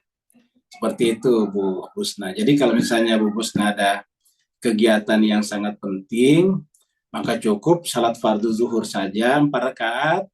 Setelah itu berdiri lagi salat asar 4 rakaat kalau mau, seperti itu. Ya nggak perlu, kecuali kalau cuma kegiatan lainnya itu cuma sekedar bisa ya sekedar ngobrol-ngobrol, tidak wajib, ya tidak masalah. Boleh boleh kita tinggalkan ngobrol, tetapi kita harus salat sunat dulu. Tapi kalau memang sesuatu yang wajib, yang ada janji, ya tidak boleh janji yang sifatnya wajib membatalkan ataukah dibatalkan oleh yang sunat. Seperti itu Bu Husna. Terus yang kedua, Ustadz, Ya. Ini kan orang tua masih Sunni, Ya. maksudnya karena sudah dia uzur sudah, enggak apa-apa ya Ustadz, kami mengajarkan waktu sholat Ahlul Bait, bahwa waktu sholat ini seperti ini supaya dia tidak memberatkan untuk berulang-ulang dia ke kamar mandi untuk berwudu. Jadi saya mengajarkan kepada ibu saya untuk melakukan sholat 3 waktu ini. Tapi tidak boleh Bu. Kalau memang belum klik di situ, atau belum sampai ke situ pemahamannya, tidak boleh dipaksakan. Ya, jadi harus dengan pelan-pelan. Kalau dia belum mau, ya nggak apa-apa, sesuai dengan yang mereka mampu. Kalau masih seperti yang lama dipisah-pisah, ya harus kita hormati. Ya tidak boleh kita memberikan tekanan, apalagi seakan-akan memaksakan kita punya kepadanya. Karena nanti timbul di dalam dirinya, nanti kalau dia belum terima baru kita suruh melakukannya, timbul hanya conflicting dalam jiwanya, Bu. Terjadi namanya split personality. Itu tidak boleh. Jadi dengan demikian, kalau dia melakukannya, kalau sudah klik, artinya sudah dia terima, sudah begitu, artinya sudah paham ya bahwa memang harus begitu. Tapi kalau dia belum paham, baru kita suruh melakukannya, nanti akan timbul konflikting dalam jiwanya. Jadi agama tidak boleh begitu ya. Oh iya Ustadz, iya Ustadz. Tapi kalau dia terima Ustadz, enggak apa-apa kan? Oh Ustadz? Alhamdulillah, lebih bagus lagi ya. Makasih Ustadz. Ya sama-sama. Ya, sama-sama Bu Husna, insya Allah bisa dipahami. Silakan Bu Fenty, sudah raise hand. Silakan langsung saya dibuka mic-nya. Ya, terima kasih Bu Ira. Ya, salam Ustadz. Jadi bisa dibilang kan tadi 30 menit kurang lebih ya Ustadz dari waktu utama zuhur ya Ustadz ya. Ya, kita perkirakan aja lah. Waktu salat kita kurang lebih segitulah. Ya, nah jadi qobliyah zuhur itu kan kalau di Ahlul Bait 8 rakaat ya Ustadz ya. Tapi kan tidak wajib ya. Oh, jadi boleh aja ya 24 ya. Boleh 24. ya. Yang namanya sunat rawatib kan bahkan tidak dilakukan juga nggak apa-apa, Bu. Iya, oke. Nah, sekarang pertanyaan lainnya, berarti dengan keyakinan Ahlul Bait yang 3 waktu itu berdasarkan Al-Quran, bisa dibilang ya kita kalau bisa ya seumur hidup jadi memang gabung gitu ya Ustadz ya. Harusnya Bukan sebegitu. gabung, maksudnya nempel gitu loh ya dengan waktu-waktu utamanya, karena asar setelah di atas yang 12.45 itu kan sudah bukan waktu utamanya lagi asarnya kan ya Ustadz. Iya betul. Dan kita baiknya kan semuanya adalah di awal waktu gitu Ustadz. Betul. Agak menggelitik sedikit pemikiran saya dulu, Bilal itu mengumandangkan azan 3 kali apa 5 kali Ustadz? Baik, jadi sebelum kita jawab tentang azan, kita sampaikan dulu bahwa melaksanakan salat di waktu-waktunya itu, di waktu awal waktunya, maksudnya awal-awal waktu. Kalau istilahnya Bu Fenty tadi di waktu-waktu utama, karena waktu utama itu kan di awal waktu. Tadi seperti hadis yang kita baca. Ya, masalahnya sebetulnya bukan hanya persoalan sunnah, bukan yang seperti yang kita bilang tadi dalam hadis-hadis. Tapi masalahnya gini, ibu terutama ibu yang lain yang belum melakukan digabung-gabung salatnya. Misalnya ibu sudah salat zuhur, Berarti kan sudah kewajiban zuhur selesai. Saya berniat nanti salat asar nanti, katakanlah jam 4 atau setengah 4. Sementara kan secara logika waktu tadi kan sudah masuk waktunya sebetulnya. Pertanyaannya ada dua. Bagaimana kalau kita meninggal setelah itu, sebelum itu? Kan yang namanya meninggal bisa saja antara salat zuhur dengan jam setengah 4 tadinya kan. Katakanlah kita meninggal jam 2, sementara kita belum melakukan salat zuhur. Kan berarti kita terutang satu salat zuhur, salat asar maksudnya. Ini masalahnya. Kita tidak tahu kamu meninggalnya. Tiba-tiba kita keluar, ada kecelakaan atau apa, meninggal gimana? Ya. Itu yang pertama. Jadi kematian kita tidak tahu. Ya. Tidak ada satupun yang tahu di mana dia akan meninggal, di waktu kapan dia meninggal. Kesimpulannya setiap saat kita harus siap-siap meninggal, sehingga kewajiban-kewajiban keagamaan kita sedapat mungkin dilakukan ketika waktunya sudah tiba. Ya. Yang kedua, terutama bagi perempuan, ibu-ibu yang masih menstruasi. Misalnya, sudah selesai salat zuhur tadi jam 12.30. Ternyata apa yang terjadi kemudian, ingin salat asarnya nanti jam setengah 4 atau jam 3. Ternyata kemudian jam 2 datang bulan, menstruasi. Nah, kan berarti terhutang lagi. Karena tidak mungkin lagi melakukan salat dalam keadaan kotor. Kan gitu. Jadi ini contoh-contoh kalau pentingnya melakukan salat di waktu-waktu afdal, di awal waktu, seperti itu. Nah, dengan demikian, jadi inilah yang membuat kita. Nah, bagaimana dengan Bilal? Bilal azan itu bukan maunya Bilal, tergantung perintah Nabi. Terkadang juga azan diulangi, terkadang tidak juga. Jadi tidak ada ketetapan. Kenapa? Karena itu tergantung Nabi. Jadi tergantung Nabi nyuruh azan atau tidak. Jadi Bilal itu sebetulnya tidak pernah azan sendiri, selalu Nabi perintahkan. Karena asumsinya nanti ada imam di masjid itu yang akan memimpin salat baru azan. Karena azan itu asumsinya bukan tanda masuk waktu salat. Ini harus kita pahami. Ulangi lagi, azan bukan tanda masuk waktu salat. Tidak ada dalam kalimat-kalimat azan mengatakan waktu salat sudah masuk. Azan itu adalah memanggil orang untuk datang salat berjamaah. Jadi ulangi, azan itu memanggil orang untuk salat berjamaah. Ini ada nih, imam kita Rasulullah sudah akan memimpin kita salat berjamaah. Mari kita salat. Maka isinya hayalah salat. Kalau kita baca hadis-hadis, terkadang Bilal disuruh azan agak-agak terlambat. Kenapa? Karena panas sekali. Kalau di sana panas kan panas sekali jemaah sekalian. Kalau Bilal azan berarti mereka datang kasihan sekali kalau panas. Maka biasa Nabi menunda sampai agak adem sedikit. Karena kalau di sana panas sekali. Jangan bayangkan kayak kita di tropis. Di sana itu panasnya panas sekali. Seperti itu. Nah, jadi oleh sebab itulah azannya itu tergantung Nabi. Seperti itu. Jadi bukan maunya Bilal. Dan terkadang satu kali saja, terkadang juga 2 kali. Seperti itu. Ya Ustadz, dikit lagi boleh ya Bu Ira. Jadi kita sebagai pengikut mazhab Ahlul Bait sudah seharusnya menerima konsekuensi bahwa waktu asar itu ya setelah zuhur kurang lebih 30 menit ya Ustadz, sehingga apapun yang terjadi setelah di waktu utama asar itu sudah menjadi kewajiban kita. Jadi terjadi apa-apa di kita itu sudah menjadi tanggung jawab, misalnya kayak belum sholat meninggal ya dipertanggungjawabkan. Tapi kan kalau Sunni gitu kan ya belum waktunya asar, belum ada kewajiban di dia. Kita yang pengikut mazhab itu sudah ada kewajiban ya Ustadz. Betul. Termasuk kalau kita datang bulan, zaman-zaman dulu saya belum ini, itu sebenarnya berarti kita banyak utang itu ya Ustadz ya. Harusnya iya. Iya kan, Harus diqada itu ya. Betul, tapi kalau belum paham dulu gimana Ustadz?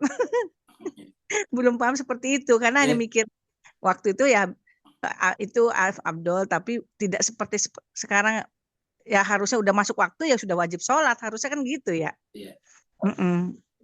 Ya bagusnya sih di kodo ya Ustadz ya. Ya, jadi bagusnya kalau ibu ada waktu lebih baik dari di kodo aja, diniatkan yang lalu-lalu. Jadi berturut-turut aja. Misalnya waktu selesai salat zuhur sebentar, salat zuhur lagi niatkan zuhur yang kelewat dulu. Iya, sebenarnya Ustadz para Sunni itu mengambil dalil yang misalnya kan udah sangat masyhur bahwa waktu asar adalah ketika bayangan gini, waktu zuhur begini. Nah itu berdasarkan hadis apa bukan sih Ustadz? Kan ada hadisnya juga. Oh, nah kalau di Ahlul Bait itu hadis nggak ini ya Ustaz, nggak kuat. Ada, bukan nggak kuat, tetapi ada alasannya bagi kita kenapa Nabi salat asarnya begitu, karena juga biasanya Nabi mengajar dulu. Oh, iya iya iya. Kan itu kalau Nabi biasanya mengajar, ingat, harus kita pahami bahwa Nabi itu tidak punya universitas, tidak punya sekolah, tidak punya kelas. Pertanyaannya di manakah Nabi mengajari umat? Sementara kan 23 tahun dia mengajar. Al-Quran kan harus diajarkan. Ya, Nabi mengajarnya setelah di masjidnya, setelah salat zuhur dia mengajar. Nah, setelah mengajar beberapa 1-2 jam baru salat asar begitu. Maka kelihatan asarnya bisa-bisa. Karena Iya, sebetulnya betul. ya, tadi ingat Ibnu Abbas tadi, kalau alasannya belajar boleh dipisah. Boleh ya. Tadi misalnya Ibu Gusna tadinya boleh menunda sedikit waktu salatnya Bu, asalkan demi belajar kayak gini. Ya. Terus keburu meninggal misalnya Ustadz, ya udah nggak apa-apa ya. Bukan, karena kan belajar itu dianggap setara dengan sholat. Betul betul. Ya. Gitu. Ya, Ustadz. Justru kalau meninggal dalam keadaan belajar itu mati syahid. Iya betul Ustadz. Ya Ustadz, alhamdulillah sudah paham. Terima kasih banyak Ustadz. Ya, sama-sama. Ya, Masya Allah. Assalamualaikum, Bu Ira. Iya, silakan Bu Arya. Boleh nanya ya. Siapa duluan yang bertanya nih? Ya, setelah Bu Haria, Bu Soraya ya. Ya, baik. Ya, silakan Bu Arya. Ya Ustadz, saya mau nanya yang udah dijelaskan barusan aja Ustadz jelaskan. Nah, itu yang bisa menunda sholat itu hanya belajar tadi ya. Karena Al-Quran itu sama dengan sholat itu Ustadz ya maksudnya ya. Ya. Ya, Al-Quran sama dengan sholat juga kan Ustadz kan. Betul jadi ya. Kalau jadi itu yang boleh menunda kita sholat terlambat karena Al-Quran itu. Betul ya. Terus satu lagi Ustadz, tadi mengenai hasanat itu di ayat berapa tadi ya? Surat Hud. Surat Hud, ya, bahwa melakukan sholat di awal waktu itu, gitu ya, itu kebaikan hasanat gitu ya. Betul. Dan ayat sebelumnya yang kita bisa masuk surga gara-gara sholat, yang menjaga waktu sholat tadi. Ya. Nah, kaitannya dengan doa Rabbana atina fid dunya hasanah, tadi kan saya sudah terangkan juga itu bahwa hasanah itu adalah kebaikan itu Hasan, Imam Hasan dan Imam Husain gitu ya. Jadi dengan kita minta bahwa kita itu minta bersama dengan mereka di dunia, di akhirat kita bisa terlepas dari neraka itu karena syafaat dari mereka. Apakah begitu Ustaz? Betul. Penjelasannya Ustaz. Saya kira begitu Maria. Karena kita ini orang seperti kita ini tidak bisa kita masuk surga tanpa syafaat. Karena kita ini adalah manusia pendosa. Hanya satu manusia yang masuk surga tanpa syafaat, yaitu mereka yang sudah terjaga, yang disebut dengan ulul azmi, para nabi, rasul, dan para imam. Mereka ini namanya maksum, mereka tidak punya dosa. Karena tidak punya dosa, otomatis tidak butuh syafaat. Karena syafaat itu dibutuhkan bagi para pendosa. Karena kita ini pendosa, bisa berdosa mata kita, bisa berdosa kuping kita, bisa berdosa bibir kita bercerita, bahkan pikiran kita bisa berdosa, ya maka kita berat sekali rasanya masuk surga kalau tidak diampuni dosanya dulu. Maka kita butuh mereka, syafaat mereka. Tapi kapankah kita mendapatkan syafaat mereka? Yaitu dengan banyak berselawat kepada mereka. Dengan demikian, selawat kita itu selalu kepada Nabi dan keluarganya. Allahumma salli ala Muhammad wa ala ali Muhammad. Atau Allahumma salli ala Sayyidina Muhammad wa ala ali Sayyidina Muhammad. Begitu. Dan ketika kita mengatakan wa ala ali Sayyidina Muhammad, ya di dalamnya ada Hasan dan Husain. Seperti itu. Terima kasih Ustaz. Ya, sama-sama. Ya, silakan Ibu Assalamualaikum Ustaz. Soraya. Ya. Assalamualaikum Ustaz. Waalaikumsalam warahmatullahi wabarakatuh. Bu Suraya, silakan Bu. Gini Ustaz, saya mau tanya ya, kalau zuhur asar itu kan sholat sunnahnya banyak ya, 88 kalau nggak salah ya Ustaz ya. Kalau kita sholat dulu nih sholat fardunya dulu nih, zuhur sama asar, sunnahnya boleh nggak Ustaz? Ini terputus-putus Bu tadi. Bu Soraya, suaranya terputus Bu Soraya. Bisa diulang kembali pertanyaannya? Sholat zuhur asar, jelas nggak Bu? Ustaz, Masih sholat zuhur sama asar itu Ya, terus Bu. sholat sunnah zuhur sama asar itu kan banyak 8 gitu ya Ustadz ya. Kalau kita kerjakan sholat fardunya dulu gitu Ustadz, sholat zuhur terus langsung sholat asar. Nah, ntar udah sunnahnya zuhur, sunnah asar gitu boleh nggak Ustadz? Nggak bisa. Kesimpulannya gini, kalau memang waktunya tidak mencukupi, nggak usah salat sunat. Namanya saya sunat. Tadi ini pertanyaan kepada ibu siapa tadi juga ini, ibu Gusnat sebelumnya. Jadi Bu Soraya, kalau kita memang ada kegiatan, nggak perlu salat sunat. Ingat Bu, salat sunat itu sunnah. Ya, sunat itu artinya tidak wajib. Ya. Jadi kalau misalnya Ibu Soraya lagi banyak kegiatan, ya cukup fardunya saja dilakukan. Ya, tapi nanti jangan setelah selesai fardunya 5-4 jam kemudian baru melakukan salat sunatnya, enggak. Karena salat sunatnya zuhur asar itu namanya rawatib. Rawatib itu artinya penyerta, jadi ada di sampingnya. Ya. Misalnya kita sebelum salat zuhur melakukan salat 2 rakaat dulu. Salam 2 rakaat dulu lagi, salam sampai bisa 8 rakaat kalau mau. Ya, kalau waktunya juga ada, kamu gitu. Kalau memang tidak ada waktunya karena sibuk tadi, nggak usah repot-repot. Tuhan tadi mengatakan, ingat tadi, Tuhan tidak ingin mempersulit umatnya tadi. Kata-katanya tadi, kenapa digabung? Karena Nabi tidak ingin mempersulit umatnya. Kalau salat saya digabung karena tidak ingin mempersulit umatnya, kenapa kita mempersulit diri dengan ingin melakukan salat sunat ketika waktu tidak ada? Kamu gitu. Jadi kalau waktu kita tidak ada, mepet, nggak usah salat sunat, Bu. Kalau toh masih ada sedikit waktu, lakukanlah salat sunat sesuai dengan waktu yang ada. Misalnya cukup 2 rakaat ba'diyahnya, lalu salat zuhur, kabliyahnya, salat zuhur terus ba'diyah lagi 2 rakaat, habis itu kemudian salat asar. Kalau agak longgar ya bisa kabliyahnya 4 rakaat 2-2, terus kemudian ba'diyahnya juga 4 rakaat 2-2, boleh gitu. Pokoknya jangan bikin sulit lah diri sendiri. Tuhan juga mengatakan bahwa Al-Quran diturunkan bukan litashqa, bukan untuk menimbulkan masalah, kesulitan. Al-Quran mengatakan yuridullahu bikumul yusra wala yuridu bikumul usra. Allah menginginkan kalian mudah dalam agama ini, tidak menginginkan kalian susah. Kalau begitu tadi kan kayak Suraya agak ribet-ribet amat. Ini nggak usah, biasa-biasa saja. Seperti itu. Ya. Terima kasih Ustadz. Ya, sama-sama. Assalamualaikum. Waalaikumsalam warahmatullahi wabarakatuh. Ya Ustadz, di chat room ada pertanyaan dari Ibu Sania.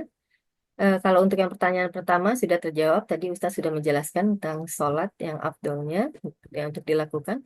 Ini pertanyaan kedua, kalau anak kita dimasukkan ke pesantren Sunni, gimana dengan sholatnya? Apakah boleh takiyah, tidak pakai turbah dan tangan sedekap? Silakan Ustadz. Saya kira begitu. Kalau kita masukkan ke pesantren Sunni, apalagi yang belum ada Sunni yang mengerti dan tidak mengerti, terutama tidak mengerti, ya takiyah aja, salat. Nggak usah dipaksakan. Kasihan anaknya nanti juga. Apalagi namanya anak itu kan juga belum mengerti dalil sebetulnya. Ya. Ingat, jangan sampai anak memikul beban kita sebagai orang tua. Ya. Dia belum mengerti, terus kemudian kita paksakan dalam tanda petik. Ya. Jadi biarkanlah anak itu mengalir sebagaimana adanya. Jadi kalau ibu masukkan dia ke pesantren Sunni, ya udah salat seperti yang lain aja. Nanti kalau sampai di rumah baru ikut sama ibu lagi. Tapi kalau memang ingin anaknya salat seperti Ahlul Bait, ya otomatis masukkan ke pesantren Ahlul Bait seperti misalnya di Yapi, Bangil misalnya. Atau kalau sekolahnya SMA yang bisa mengakomodasi mereka seperti Mutahari misalnya, ya, seperti itu. Jadi saya kira ini jangan sampai anak ini menjadi beban bagi kita orang tua. Banyak sekarang anak-anak yang bermasalah secara mental karena dia memikul beban orang tuanya. Artinya bahwa anak itu menjalankan keinginan orang tuanya, bukan keinginan dirinya sendiri. Ya. Konon kabarnya salah satu penyebab anak di Lebak Bulus membunuh ayah dan neneknya itu karena dia terlalu menanggung beban orang tuanya. Orang tuanya menginginkan dia sangat perfect. Sementara namanya anak-anak remaja masih labil, ingat. Anak remaja itu apalagi anak-anak pesantren awal itu masih labil sekali. Ya, gampang goyah, gampang dibully sama temannya. Kalau di sekolah misalnya dia salatnya berbeda dan dibully, dia akan berat sekali. Jadi sebab itulah marilah kita menghormati anak sesuai dengan usianya dan di mana dia berada supaya dia jangan terlalu berat menanggung perbedaan yang ada di tengah-tengah mereka. Seperti itu. Ya, insya Allah bisa dipahami ya Ibu Sania ya. Ustadz, apa masih bisa menerima satu pertanyaan Ustadz? Ya silakan. Ya. Silakan Ibu-ibu kalau masih ada yang bertanya, langsung saja dibuka mic-nya. Kalau tidak ada, saya mau bertanya nih Ustaz. Ya, silakan. Ya, tadi Ustaz sempat menyinggung tentang Nabi menyuruh kerabatnya sholat, tapi Nabi terlebih dahulu melakukan gitu Ustaz ya. Nah, ini dalil ini bisa nggak untuk kita misalnya kita eh, eh, mengirim pesan atau tentang amalan-amalan gitu Ustadz ke WA grup gitu Ustadz. Itu apakah dianjurkan kita untuk sekadar misalnya kita ingin supaya orang mendapatkan juga ilmu dari yang kita dapat gitu Ustadz, tapi kita belum melakukan. Apakah dibenarkan seperti itu Ustadz? Apa kita harus melakukan dulu eh, untuk amalan itu baru kita sharing atau gimana Ustaz? Sebaiknya kita melakukan dulu, Bu. Karena ayatnya mengatakan dalam Al-Quran, ya ayyuhalladzina amanu lima taquluna ma la taf'alun kabura maqtan indallahi an taqulu ma la taf'alun. Ini surat As-Saff surat 61 ayat 2 dan 3. Wahai orang beriman, kenapa kamu mengatakan sesuatu yang kamu tidak lakukan? Alangkah beratnya, alangkah murkanya Tuhan terhadap orang yang mengatakan sesuatu yang tidak melakukannya. Gitu.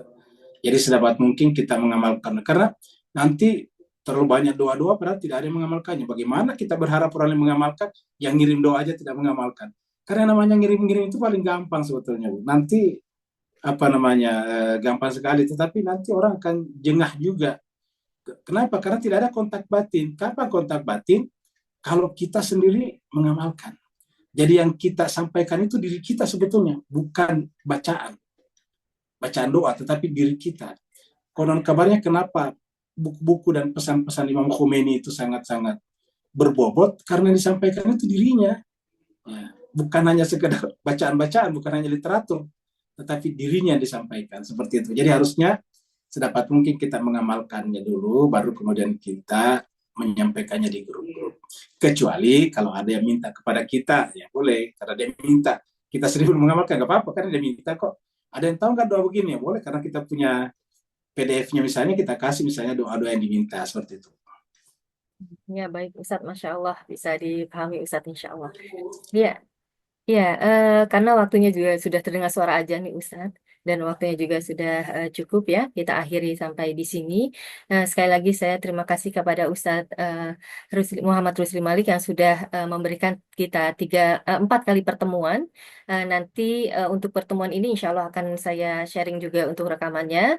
Dan kalau ada ibu-ibu di sini yang ingin untuk rekaman pertama sampai ke 4, minta tolong untuk japri saya, nanti akan saya kirimkan via japri.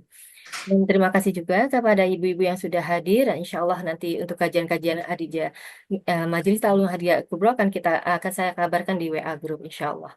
Terima kasih banyak sekali lagi kepada Ustadz dan ibu-ibu semua. Saya izin silakan Ustadz untuk menutup Ustadz kajian ini dengan doa Ustadz. Terima kasih.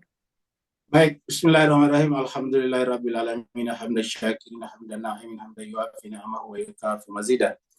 Ya Rabbana lakal hamdu kama yanbaghi li jalali wajhikal karim wa dhimi sultanik. Allahumma salli ala Muhammadin wa ala ali Muhammad. Allahumma rabbana zalamna anfusana wa illam taghfir lana wa tarhamna lanakunanna minal khasirin. Allahumma ya Allah ya Tuhan kami banyak menzalimi diri kami. Kamu berikan kepada kami agama yang sempurna, kitab suci yang isinya indah, benar, tetapi kami masih sangat sedikit mengambil ilmu, pelajaran daripadanya, ya Allah. Kami tahu bahwa kami akan kembali kepadamu, ya Allah, tapi kami masih sangat sedikit mempersiapkan diri ke sana. Kalau bukan karena ampunanmu, ya Allah, kalau bukan karena cinta dan kasihmu kepada kami, ya Allah, maka kami akan masuk ke dalam golongan orang-orang yang rugi. Allahumma rabbana ighfir lana dzunubana wa liwalidina warhamhuma kama rabbayana shaghara. Ya Allah Tuhan kami, ampunilah segala dosa dan kesalahan kami, juga dosa dan kesalahan kedua orang tua kami. Sayangilah keduanya sebagaimana keduanya menyayangi kami waktu kecil, terutama ibunda kami yang telah mengandungkan kami dalam keadaan lemah dan terus bertambah lemah, kemudian melahirkan kami dalam keadaan bersusah payah, lalu menyapi kami 2 tahun lamanya. Wali jami'il muslimina wal muslimat wal mu'minina wal mu'minat al-ahya'i minhum al-amwat birahmatika ya arhamar rahimin. Ya Allah, ampuni dosa dan kesalahan saudara muslim kami, dosa dan kesalahan saudara mukmin kami, laki-laki ataupun perempuan, masih hidup ataupun telah meninggal dunia. Kami secara khusus memohon kepada-Mu ya Allah untuk jemaah kami yang hadir pada pagi siang hari ini ya Allah Tuhan kami. Angkatlah derajat mereka ya Allah. Pandanglah mereka dengan pandangan cinta dan rahmat-Mu kepada mereka ya Allah. Perkenankanlah mereka untuk menerima syafaat dari para nabi, rasul, dan a'immah di hari kemudian ya Allah Tuhan kami. Agar dosa-dosa mereka terampuni, terangkat posisinya, dan dimasukkan ke dalam golongan para nabi, para rasul, dan a'immah ya Allah Tuhan kami. Allahumma ja'al mahyana mahya Muhammadin wa ali Muhammad, wa mamatana mamata Muhammadin wa ali Muhammad. Ya Allah, hidupkanlah kami seperti hidupnya Nabi Muhammad kami dan keluarganya yang suci, dan matikanlah kami kelak bersama dengan matinya Nabi Muhammad dan keluarganya yang suci. Allahumma rabbana nas'aluka khaira ma sa'alaka ibaduka salihun, wa na'udzubika mimma sta'adza min ibadukal mukhlasun. Ya Allah, kami mohon kepadamu ya Allah apa saja yang dimohonkan oleh hamba-hambamu yang soleh, dan kami berlindung kepadamu dari apa saja berlindungnya hamba-hambamu yang mukhlas kepadamu ya Allah Tuhan kami. Allahumma rabbana atina fid dunya hasanah wa fil akhirati hasanah wa qina adzabannar. Allahumma rabbana taqabbal minna innaka antas samiul alim wa tub alaina innaka antat tawwabur rahim. Wa sallallahu ala sayyidina Muhammad. Subhana rabbika rabbil izzati amma yasifun wa salamun alal mursalin walhamdulillahi rabbil alamin. Wa'alafu minkum. Assalamualaikum warahmatullahi wabarakatuh. Waalaikumsalam warahmatullahi wabarakatuh. Ya, terima kasih Ustadz Muhammad Rusdi Malik dan terima kasih juga ibu-ibu. Insya Allah kita ketemu lagi di kesempatan. Saya izin tutup Zoom-nya ya. Wassalamualaikum warahmatullahi wabarakatuh. Waalaikumsalam warahmatullahi wabarakatuh. Kami juga Waalaikumsalam warahmatullahi warahmatullahi wabarakatuh. Syukuran wabarakatuh. Ustaz. Terima Afwan, kasih afwan, Bu ya. Ira. Bu Terima Ira. kasih Bu Ira. Ya, Assalamualaikum. ya, Assalamualaikum.